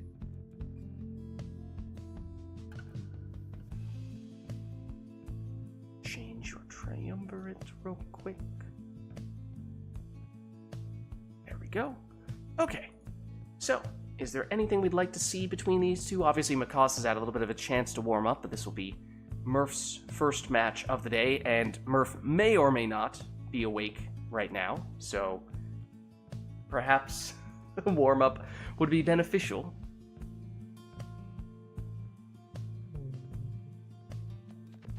Warm up a little, customize off. Oh, okay. That's one way to do a warm-up. Why not? So we'll allow it.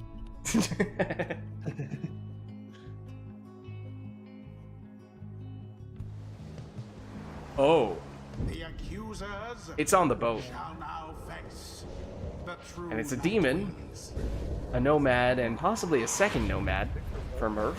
It is. It's a demon, a cur, and a harp for Makos. That is Makos getting us started with a 30 damage demon plunge. No prayer beads, however, so Vizpaleth is now gone in this round for Makos, but he follows up here quickly.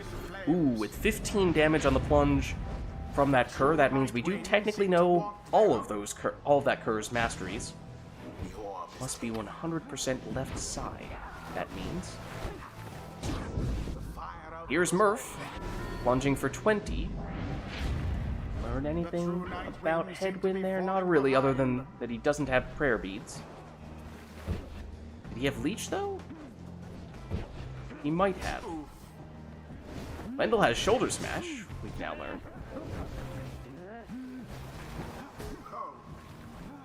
Lucky Break, well, as I was saying, we technically already knew that, because we know that's a full left side Rookie. Somebody explodes, but I didn't catch who exactly it was. Now goes Lendl. There's Rookie again, for Makos. He's banished. Lendl.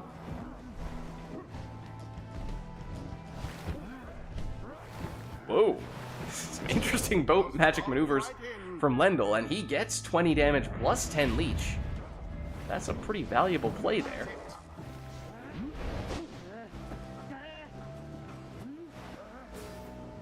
Down goes Rookie, albeit only temporarily. Ooh, but more quick Lendl scores here. Lendl MVP confirmed. Oh, Titan Tooth on Headwind.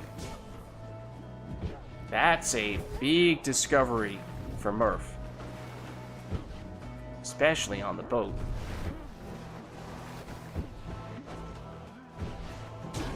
Nonetheless, Makos able to hop his way over and in with his demon. Oh, but Black Claw. Maybe it does balance out after all. For Murph, when the Harp push play from Makos to bulldoze his way in for 20. Does, however, mean that Hamatha is now gone in this round. There's the Titan Tooth proccing again from Headwind. Down he goes nonetheless. Lendl's turn, brings back Headwind. Who needs him? Instead, he'll throw for 20 and once again leech for 10 as well. It does mean one score, maybe all that Murph needs here. Down goes Headwind. Pamitha trying to find a way through, but she's blocked. Switches into Ruki. He goes down. Oh, that was... Vizpaleth was awfully eager to sacrifice herself on that occasion. Meanwhile, the other Vizpaleth is plunging for Makos. And that's 30 damage there. Makos with Pamitha. Down she goes. Headwind throws. And that is enough for the win. A rite conducted with applause. GG. GG.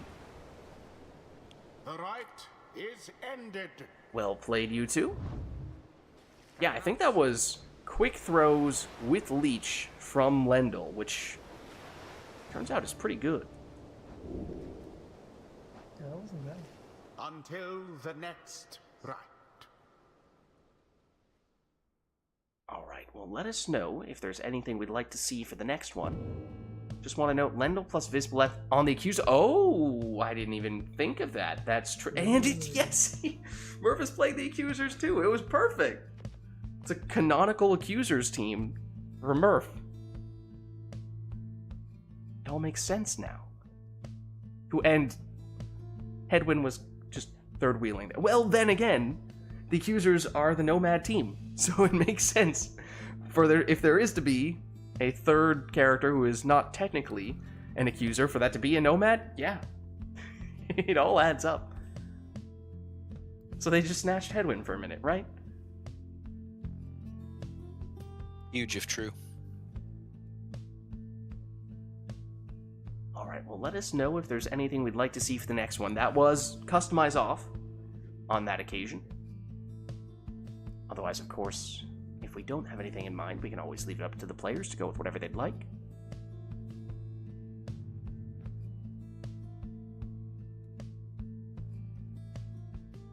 Not immediately seeing anything here, though. Why don't we get back into the action?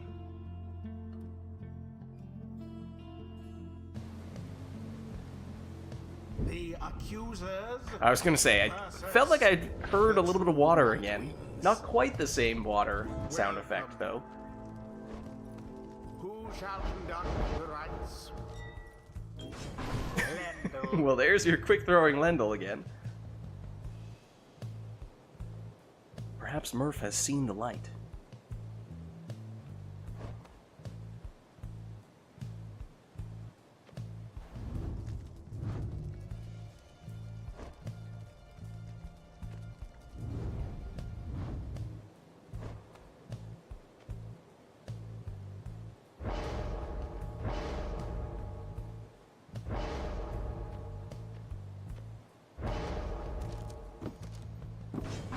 A deluge. Or his scale for the extra jumping distance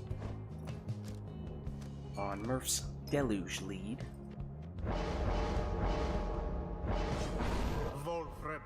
And Typhoon Bottle on Volfred.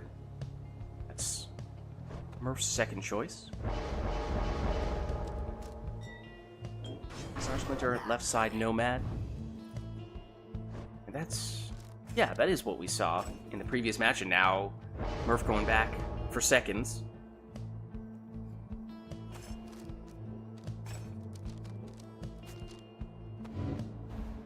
Now going back with second thoughts on the Imp Mastery here. Will be a speedy Tizo, though. And for Makos, Worm, Sap, and now last spot. Oh! Everybody gets a Lendl. Here we go. Makos first. That throw looks like it's off the mark, though. So now back with Murph, but Murph is stopped. As is Makos. Makos, though, recollects.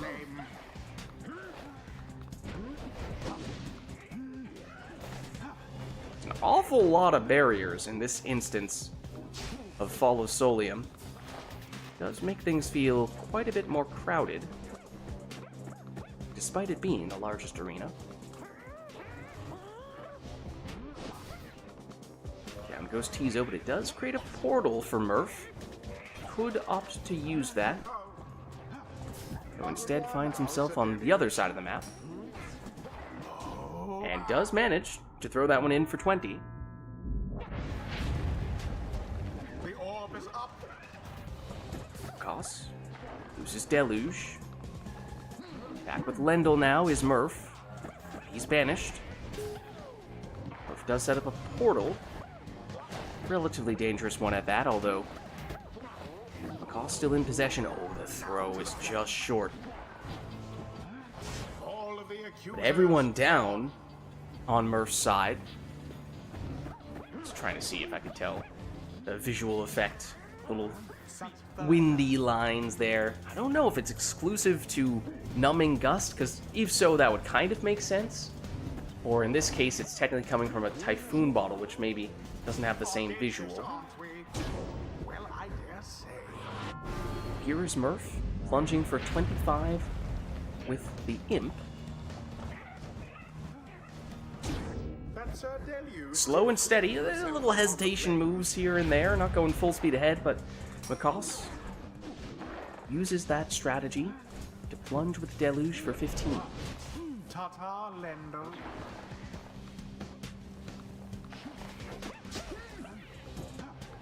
Lendl. Thoroughly Down he goes, and now it's... Oh, there are... Okay, you can see the lines when Makoss's activates. So maybe Makoss is going with the mastery approach, whereas Murph, with it being the talisman, technically the visual is slightly different. Or maybe it also is showing up for Murph and I just never saw it. Quite the close call. It's not that obvious. The shield for Lendl is not enough to protect him on that occasion. So that leaves Murph in a bit of a tricky place there.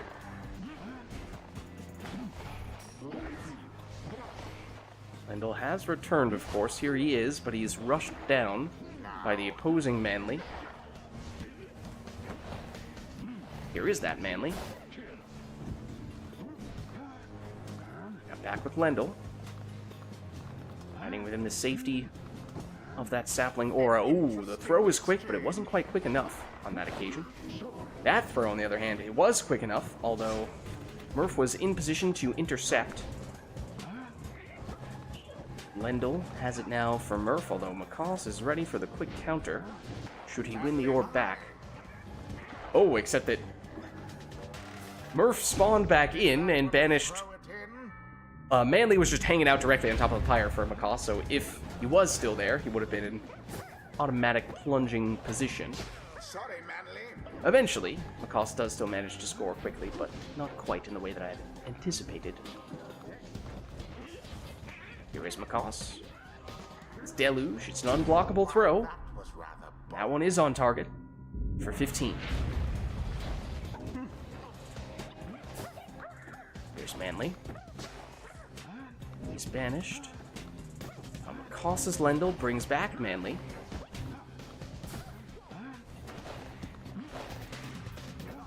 Two-pronged attack here. Manly one side, Lendl the other. Down goes Lendl, but perhaps he was just a diversion, because it's Manly who does the damage. each fire now burns no more brightly than the other. Tizo gets shielded, gets it back, gets blocked, gets banished. Somewhat dangerous portal, which Murph does try to use there, only to quickly get banished. So still with Makoss. In possession. Ooh, trying to bring back Manly, but couldn't quite do so because of that sapling aura.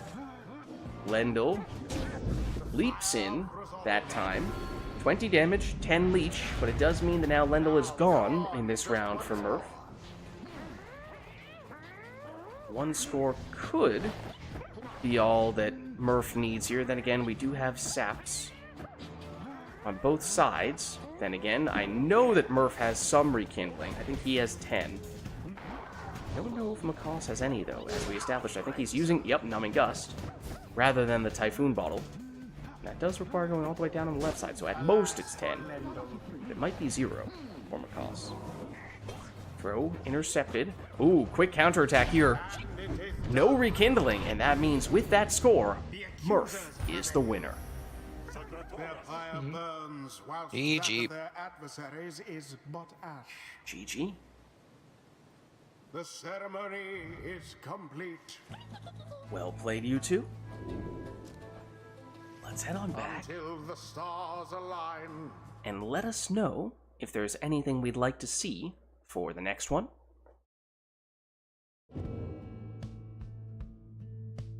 I like that quick throwing talisman there. You can like 50-50 the jump or the throw at the Pyre. A lot better, even with the Guardian Shield. Oh, we do have a request here from Spheris. It says, Luminous Idol on your first Exiles. Alright then. Anything else? Or will that be all?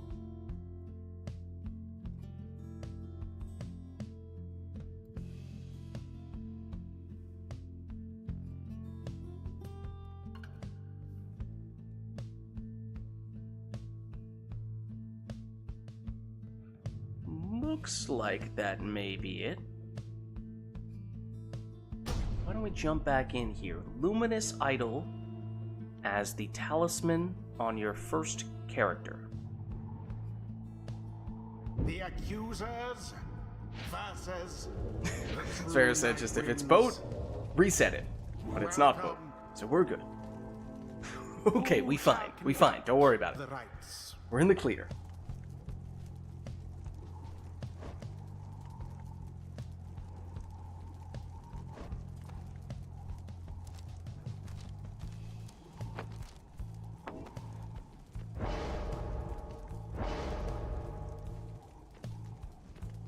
As for who to put Luminous Idol on, it's Pamitha for Murph.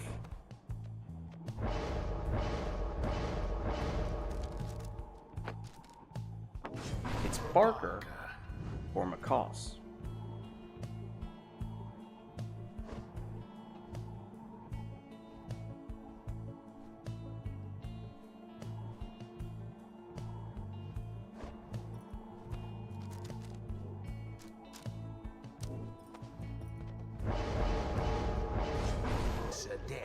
Flanked by an exploding deluge on Murph's second selection.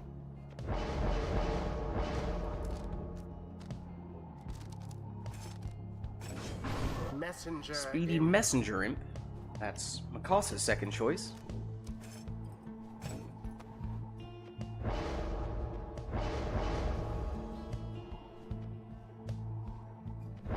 Murph goes for a Webbed Lanthorn Super Portal Tizo.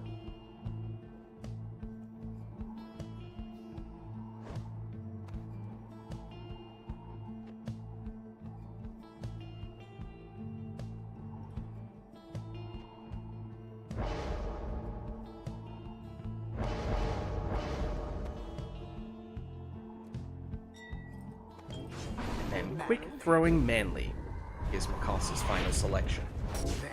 Commence. So we have the Luminous Idol in the first spot for both players. But other than that, all up to them to select their teams however they see fit. And here is Murph getting us started with a 20 damage plunge from his harp. But obviously, Luminous Idol, that was the first character, and therefore no prayer beads. She is gone for this round after that plunge. And same can now be said for Macaws. Tis too close to call who shall prevail as yet. Manly, True night wings. he's vanish rushed to down. the Oh, last. and no Numbing Gust or Through it Typhoon Bottle this time round, so everyone goes down on Makassa's side. That means Murph can still throw that one in.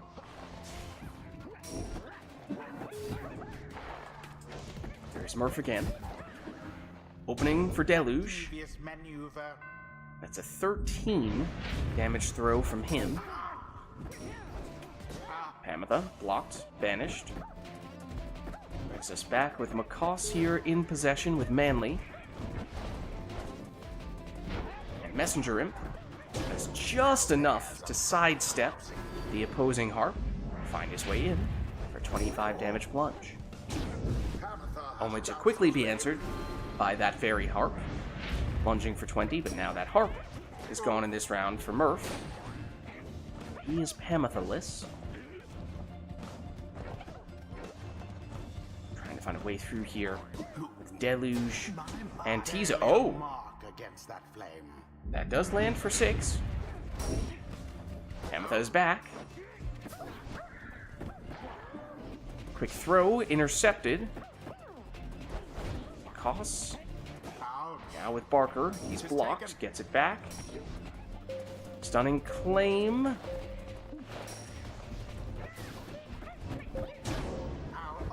$25 damage plunge here from Macaws, coming from the Imp. Quick throw, doesn't hit the mark there. Well, Murph is still able to get the orb right on the edge of the sapling aura. And after that plunge, Macaws holding on with 1. Given how we saw, Macaws does not have any numbing gust, though. That would seem to suggest that he has at least 10 rekindling, if not potentially the full 50 from his sap. I don't think this is truly a one-score game, but we're about to find out. Yeah, it's 50.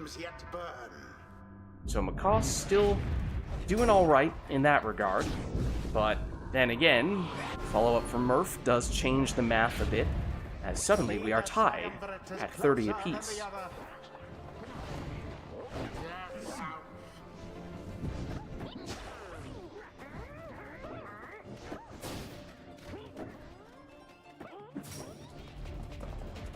Here's Macaws with Barker. Throws to himself to re-trigger the Luminous Idol. There it is. A stunning claim makes it so that only Tizo is able to move.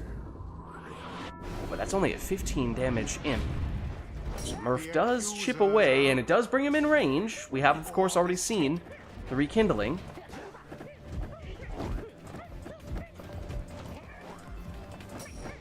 There's stunning claim again. And with that plunge, Murph is the winner. The accusers prevail. GG. They brushed aside their adversaries without too much trouble. Well played, you two. The rite is complete. Got me sweating, man. I'm stressing over here. Until the stars align. GG. Stressor.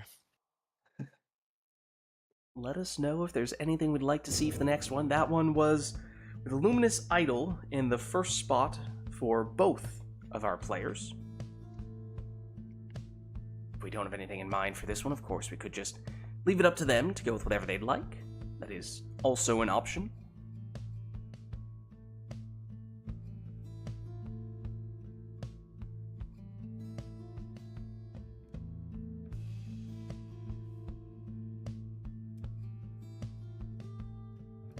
Not seeing anything here, though. Okay, and Sverre says, let them cook. Alright, then let them cook we shall.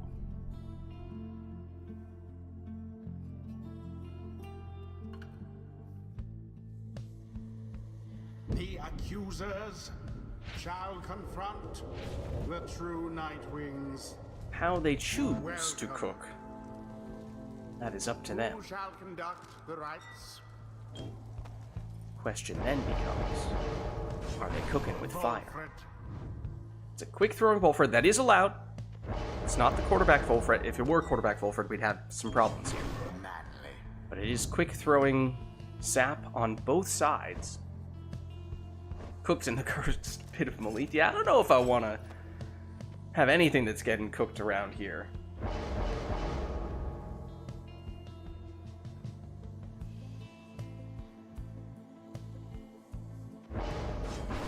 It's a Speedy Palmus in the second spot for Murph.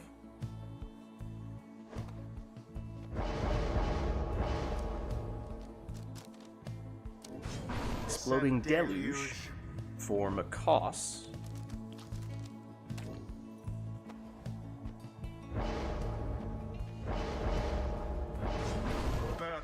Legendary Talisman on Bertrude to cast through barriers.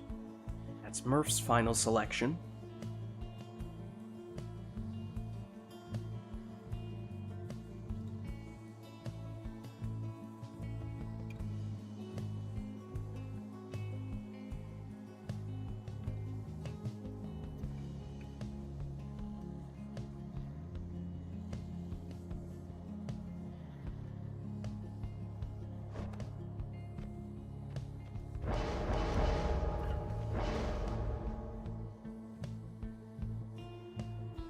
Ah, I see. My sap is already quick throwing. That's unfortunate. I feel like I run into that a lot, where I want to think quick throwing sap and quick throwing crime. Everything should be quick throwing. But then if everything is quick throwing, is nothing quick throwing? Yeah, quick throwing. Banishing throws on the stowaway instead is what Macaws ends up going for. Big Implosion takes out 2 out of 3 of Murph's characters, and Macaws is trying to get the third here, and does eventually. Although at that point enough time had passed that Murph does start to get some of those other characters back.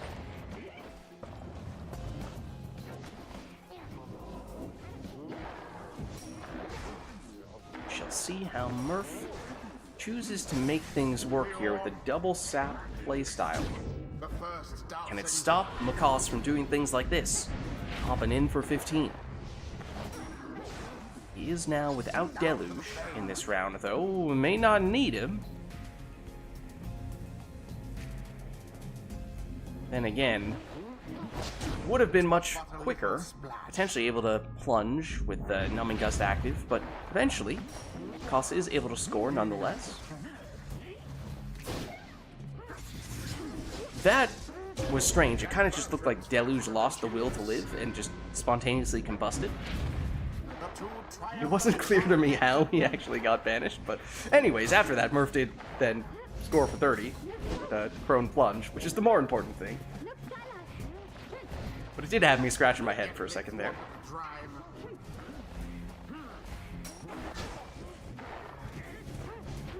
Here's the stowaway.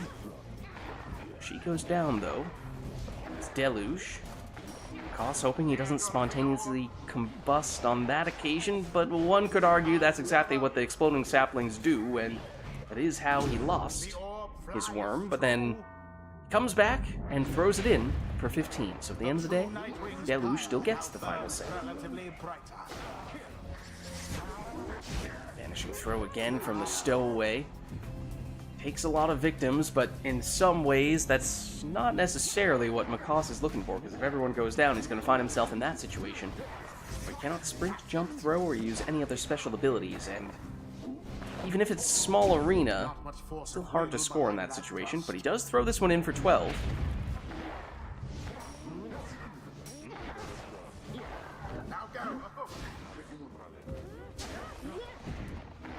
Manly. Throw is intercepted. Murph deliberately thrown it at his own Pyre to bounce it back out. Oh, big cast from Bertrude. Although everyone is down, at least was down, on Murph's side.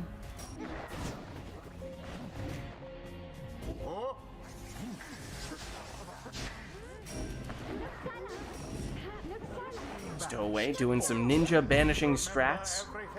And it concludes with a 10 damage plunge from her, and in case it wasn't clear before, I don't think I had mentioned it, but yes, we have seen Stubborn Flame here, in effect for a little while, which has been reducing Macaws' damage, which is in part why that throw was only good for 9.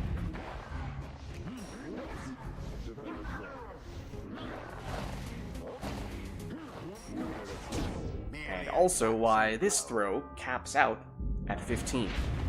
So it is possible for Macaws to at least deplete the entirety of Murph's starting Pyre life with 1 score here. here's Murph, throwing this one in for 21. And given how we see 2 saps on Murph's side, obviously one would expect us to have at least some, if not potentially a lot, of rekindling. This is really only the first act in that regard. Indeed. Voice agrees. That throw was just a bit wide from McCoss, otherwise we could have seen just how much rekindling Murph does have here. Now McCoss giving Murph a bit of a taste of his own medicine.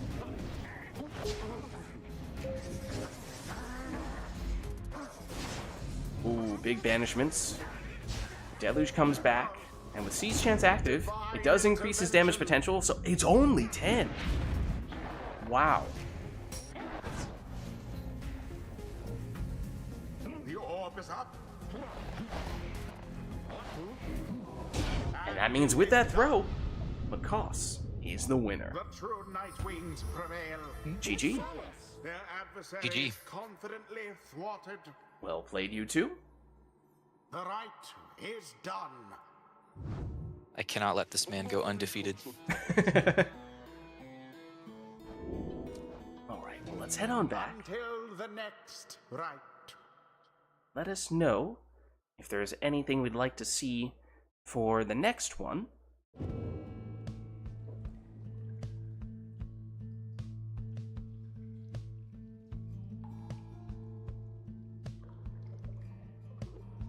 Murph, how's the new house treating you? Good, it's good. Very comfy. Nice. Nice.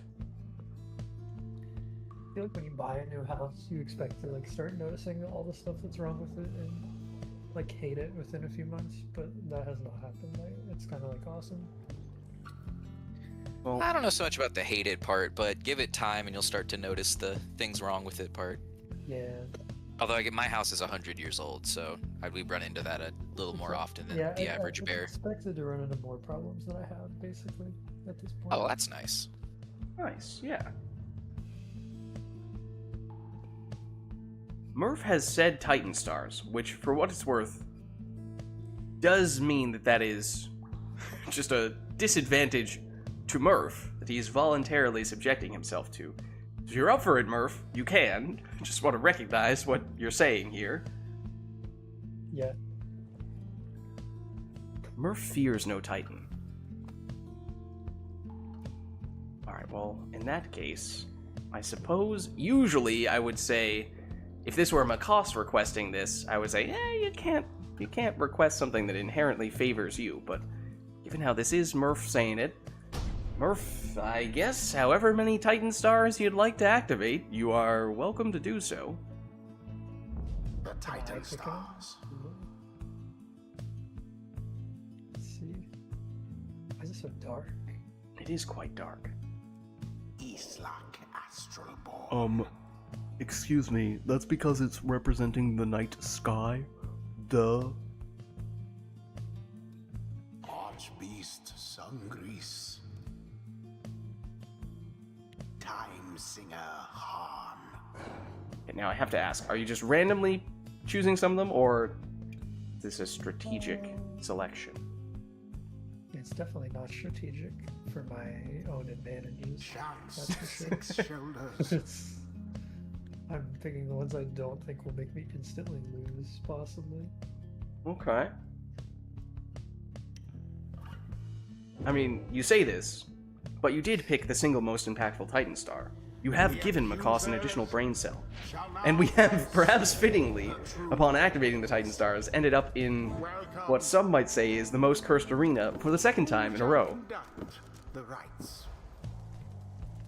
Speaking of cursed, I know that.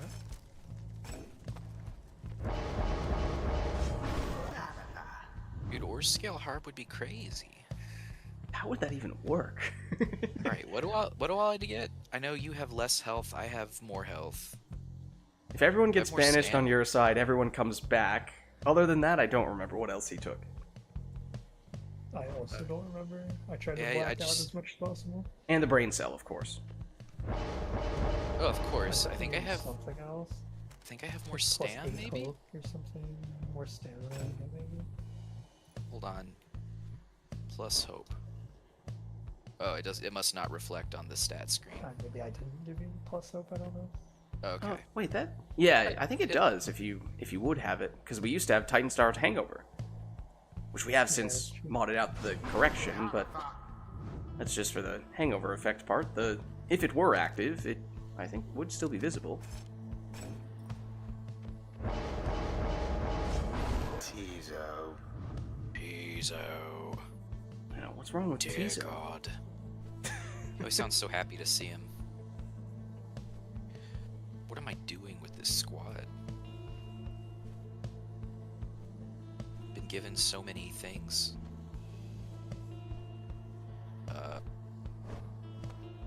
Yeah.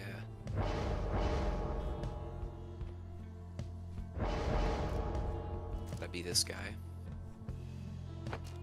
Gotta be. Carfang Barker?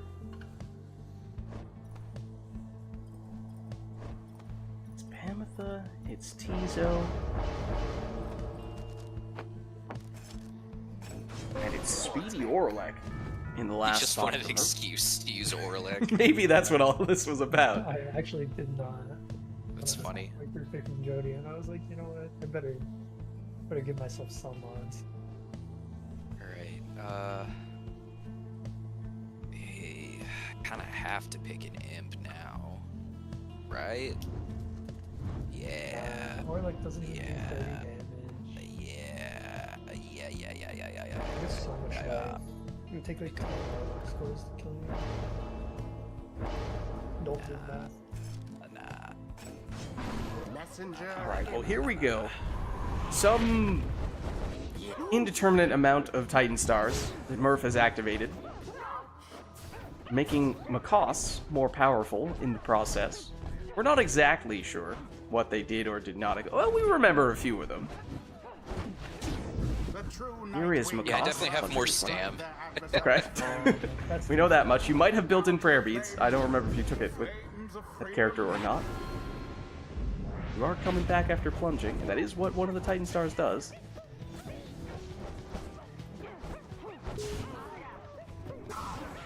Big implosion there. Everyone down on Murph's side.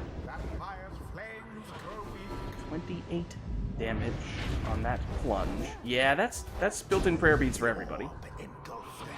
20 damage plunge for Murph. Oh no, for the dog I took the build. Oh, you actually took that. Okay. Yeah. Farewell, accusers. Ah, yes. Quick. 20 damage plunge after banishing everyone on Murph's side. That drops Murph down to 17, but Murph has a quick answer here. Plunging for 20 damage of his own. Orlek chases down one of the opposing characters. Cannot make it in there on that occasion. There's Pamitha.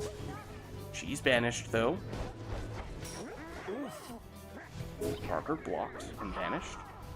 Pamitha for Murph. She's blocked and big implosion there. But Murph emerges. Parker blocked again. His throw intercepted. Murph through the portal gets infinite stamina in the process. Finds a way in. That's 20 damage. Does have prayer beads there, so that harp is back. Here's Orlek. Doing Orlek things. Plunging for 25. No prayer beads on Orlek. He's gone in this round.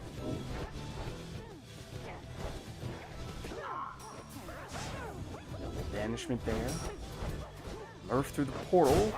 Big implosion, but that brings everyone back because everyone would have been banished.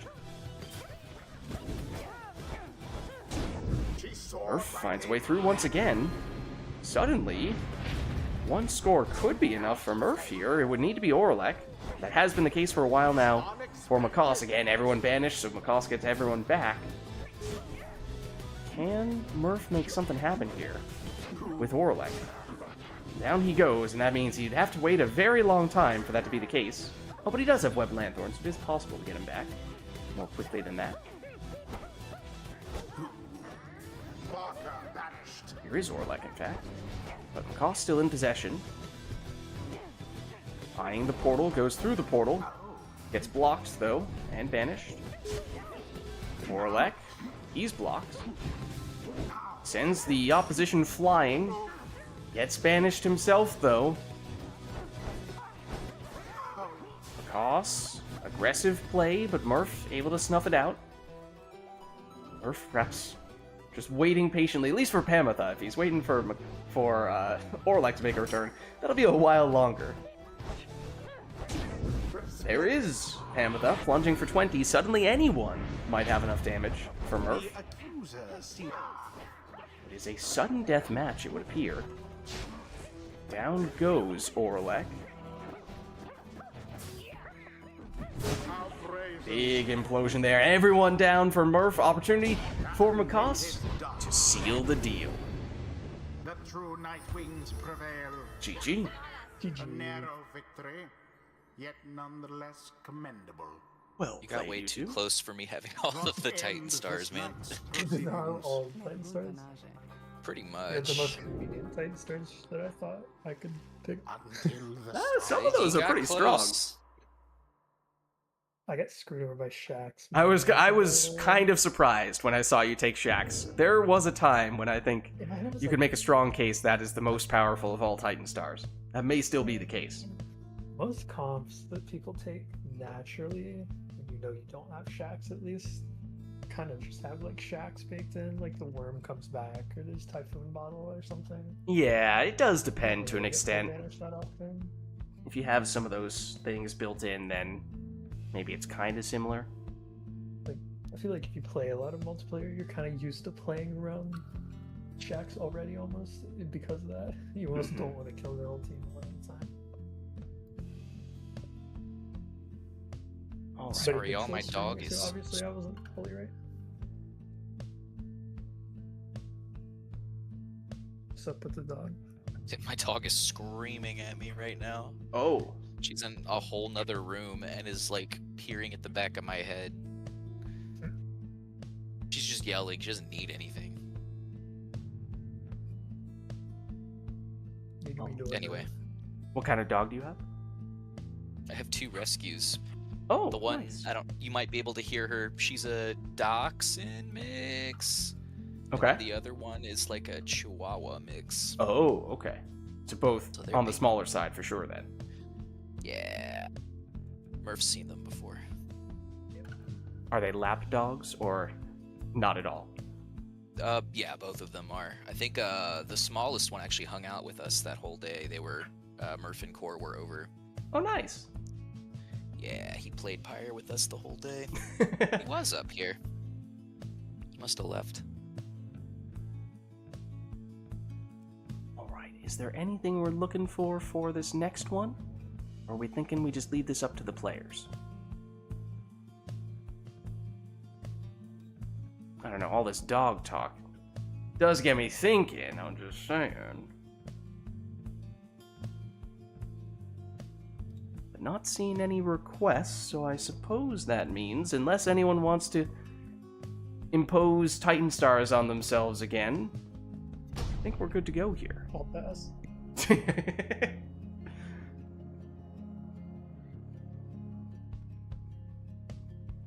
The accusers shall take on the true Nightwings. Welcome. All right. Who shall conduct the rites? No requests on this one, all up to the players, and that means it'll be a prayer bead stowaway in the lead spot for Murph.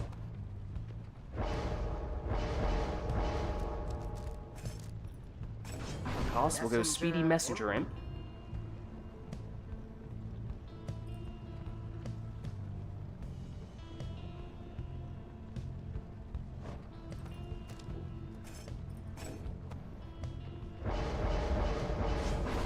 Lanthorn Tizo for Murph in the second spot.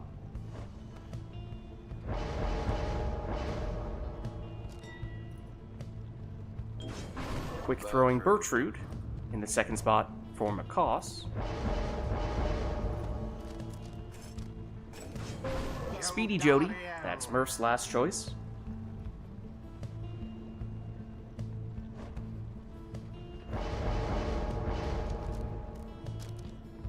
Macaws goes with an exploding deluge. The orb is up. Begin. Tizo, oh, blocked and banished, as was Bertrude. Everyone fallen into the lava here.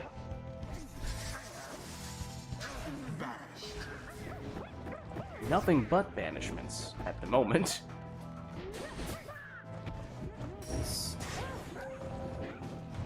For a brief moment there, Murph was defenseless, but eventually, it is Macaws who gets us started with a seize chance plunge from Deluge, and so 25 rather than the usual 15 damage. Now everyone down on Macaws' side. Surprised we didn't see a little bit more of that in the previous round, given just how much we saw people getting banished, although it might have had something to do with having Deluge available on Macaws' side, since he probably comes back when everyone else is down. But there's Murph, plunging for 20.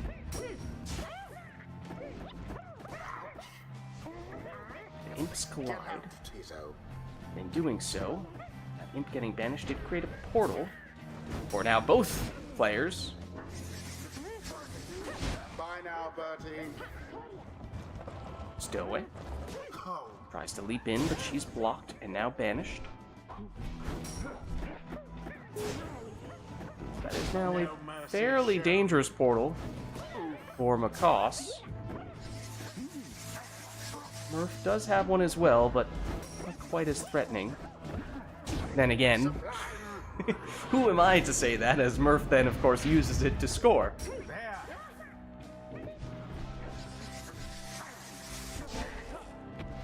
Murph gets the banishment on Bertrude. Then Messenger Imp can't escape the Stowaway, who goes flying, but then finds a way through for a 20 damage plunge, nonetheless. Stowaway banished here. Did drop Macaws down to 15, which means one score may be all that Murph needs here. I don't remember whether Macaws has any leech or anything like that that might theoretically allow him to get out of one score range, but alas, that is a moot point, as with that plunge, Murph is the winner. Their adversaries must be crying tears of shame. GG.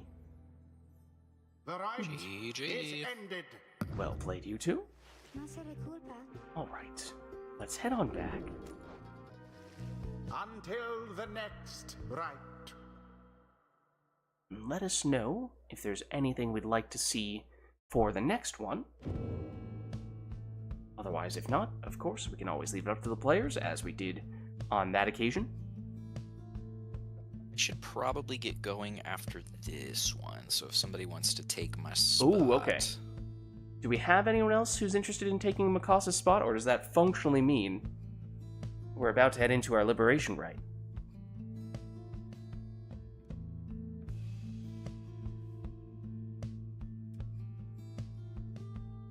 Because I'm getting the feeling that may be the case.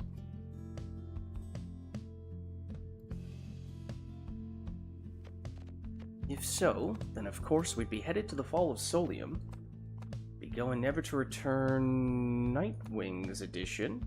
Wouldn't take any requests from chat, we'd just have both players take their preferred teams to finish things off in style, because by the looks of things, yes, it seems as though this will in fact be our final rite of the night.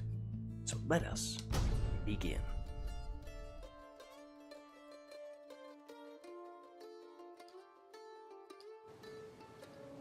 I bid you welcome, exiles. You are gathered at the Fall of Solium.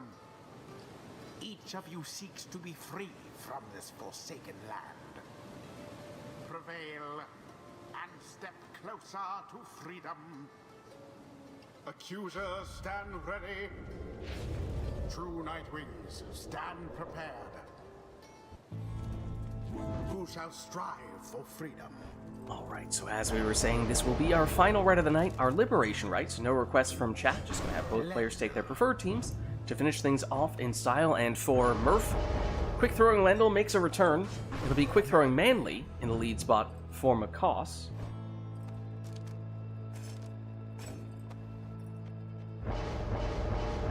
quick movement on Tizo in the second spot for Murph.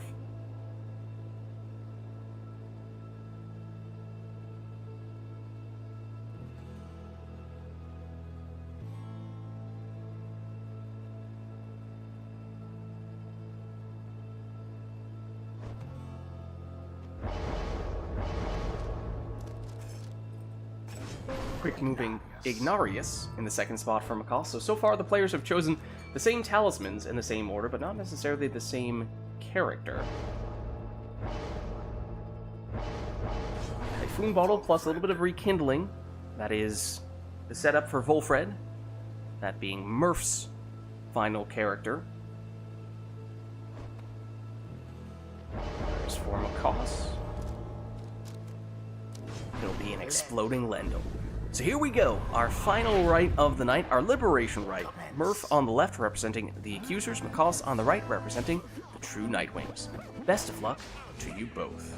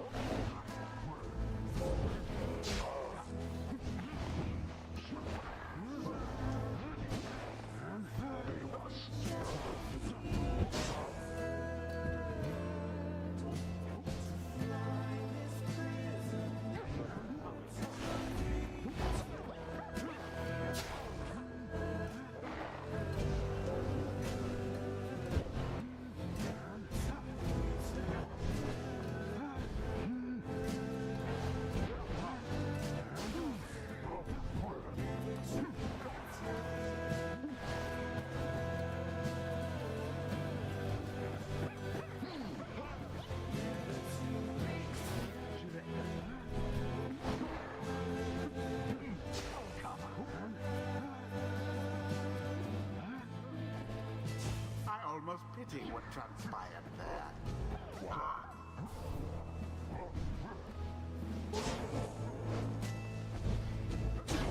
Now that is how to snarl.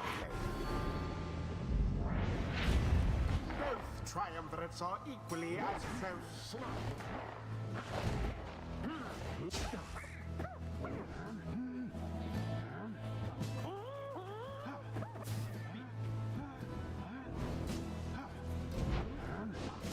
Lendl banished.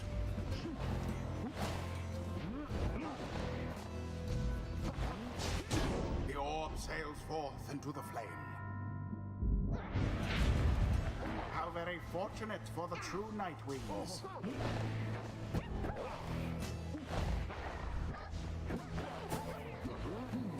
The flame is stricken.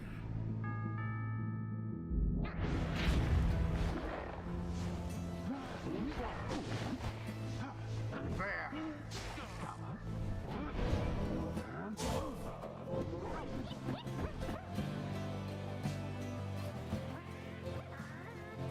That one almost got through.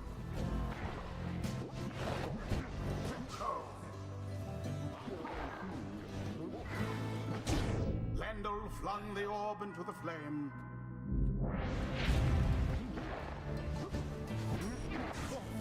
Good.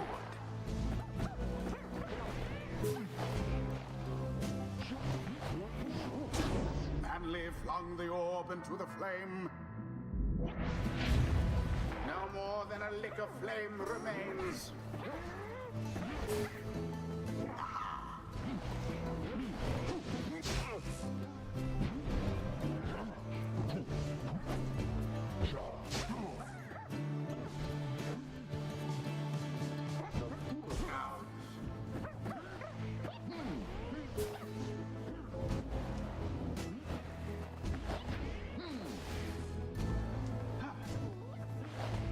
Banished, all of them. The orb is taken. Whoa.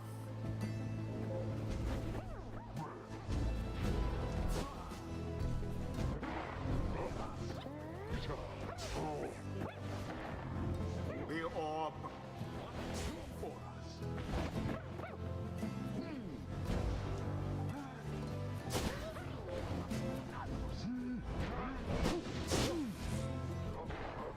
Into the adversary's flame.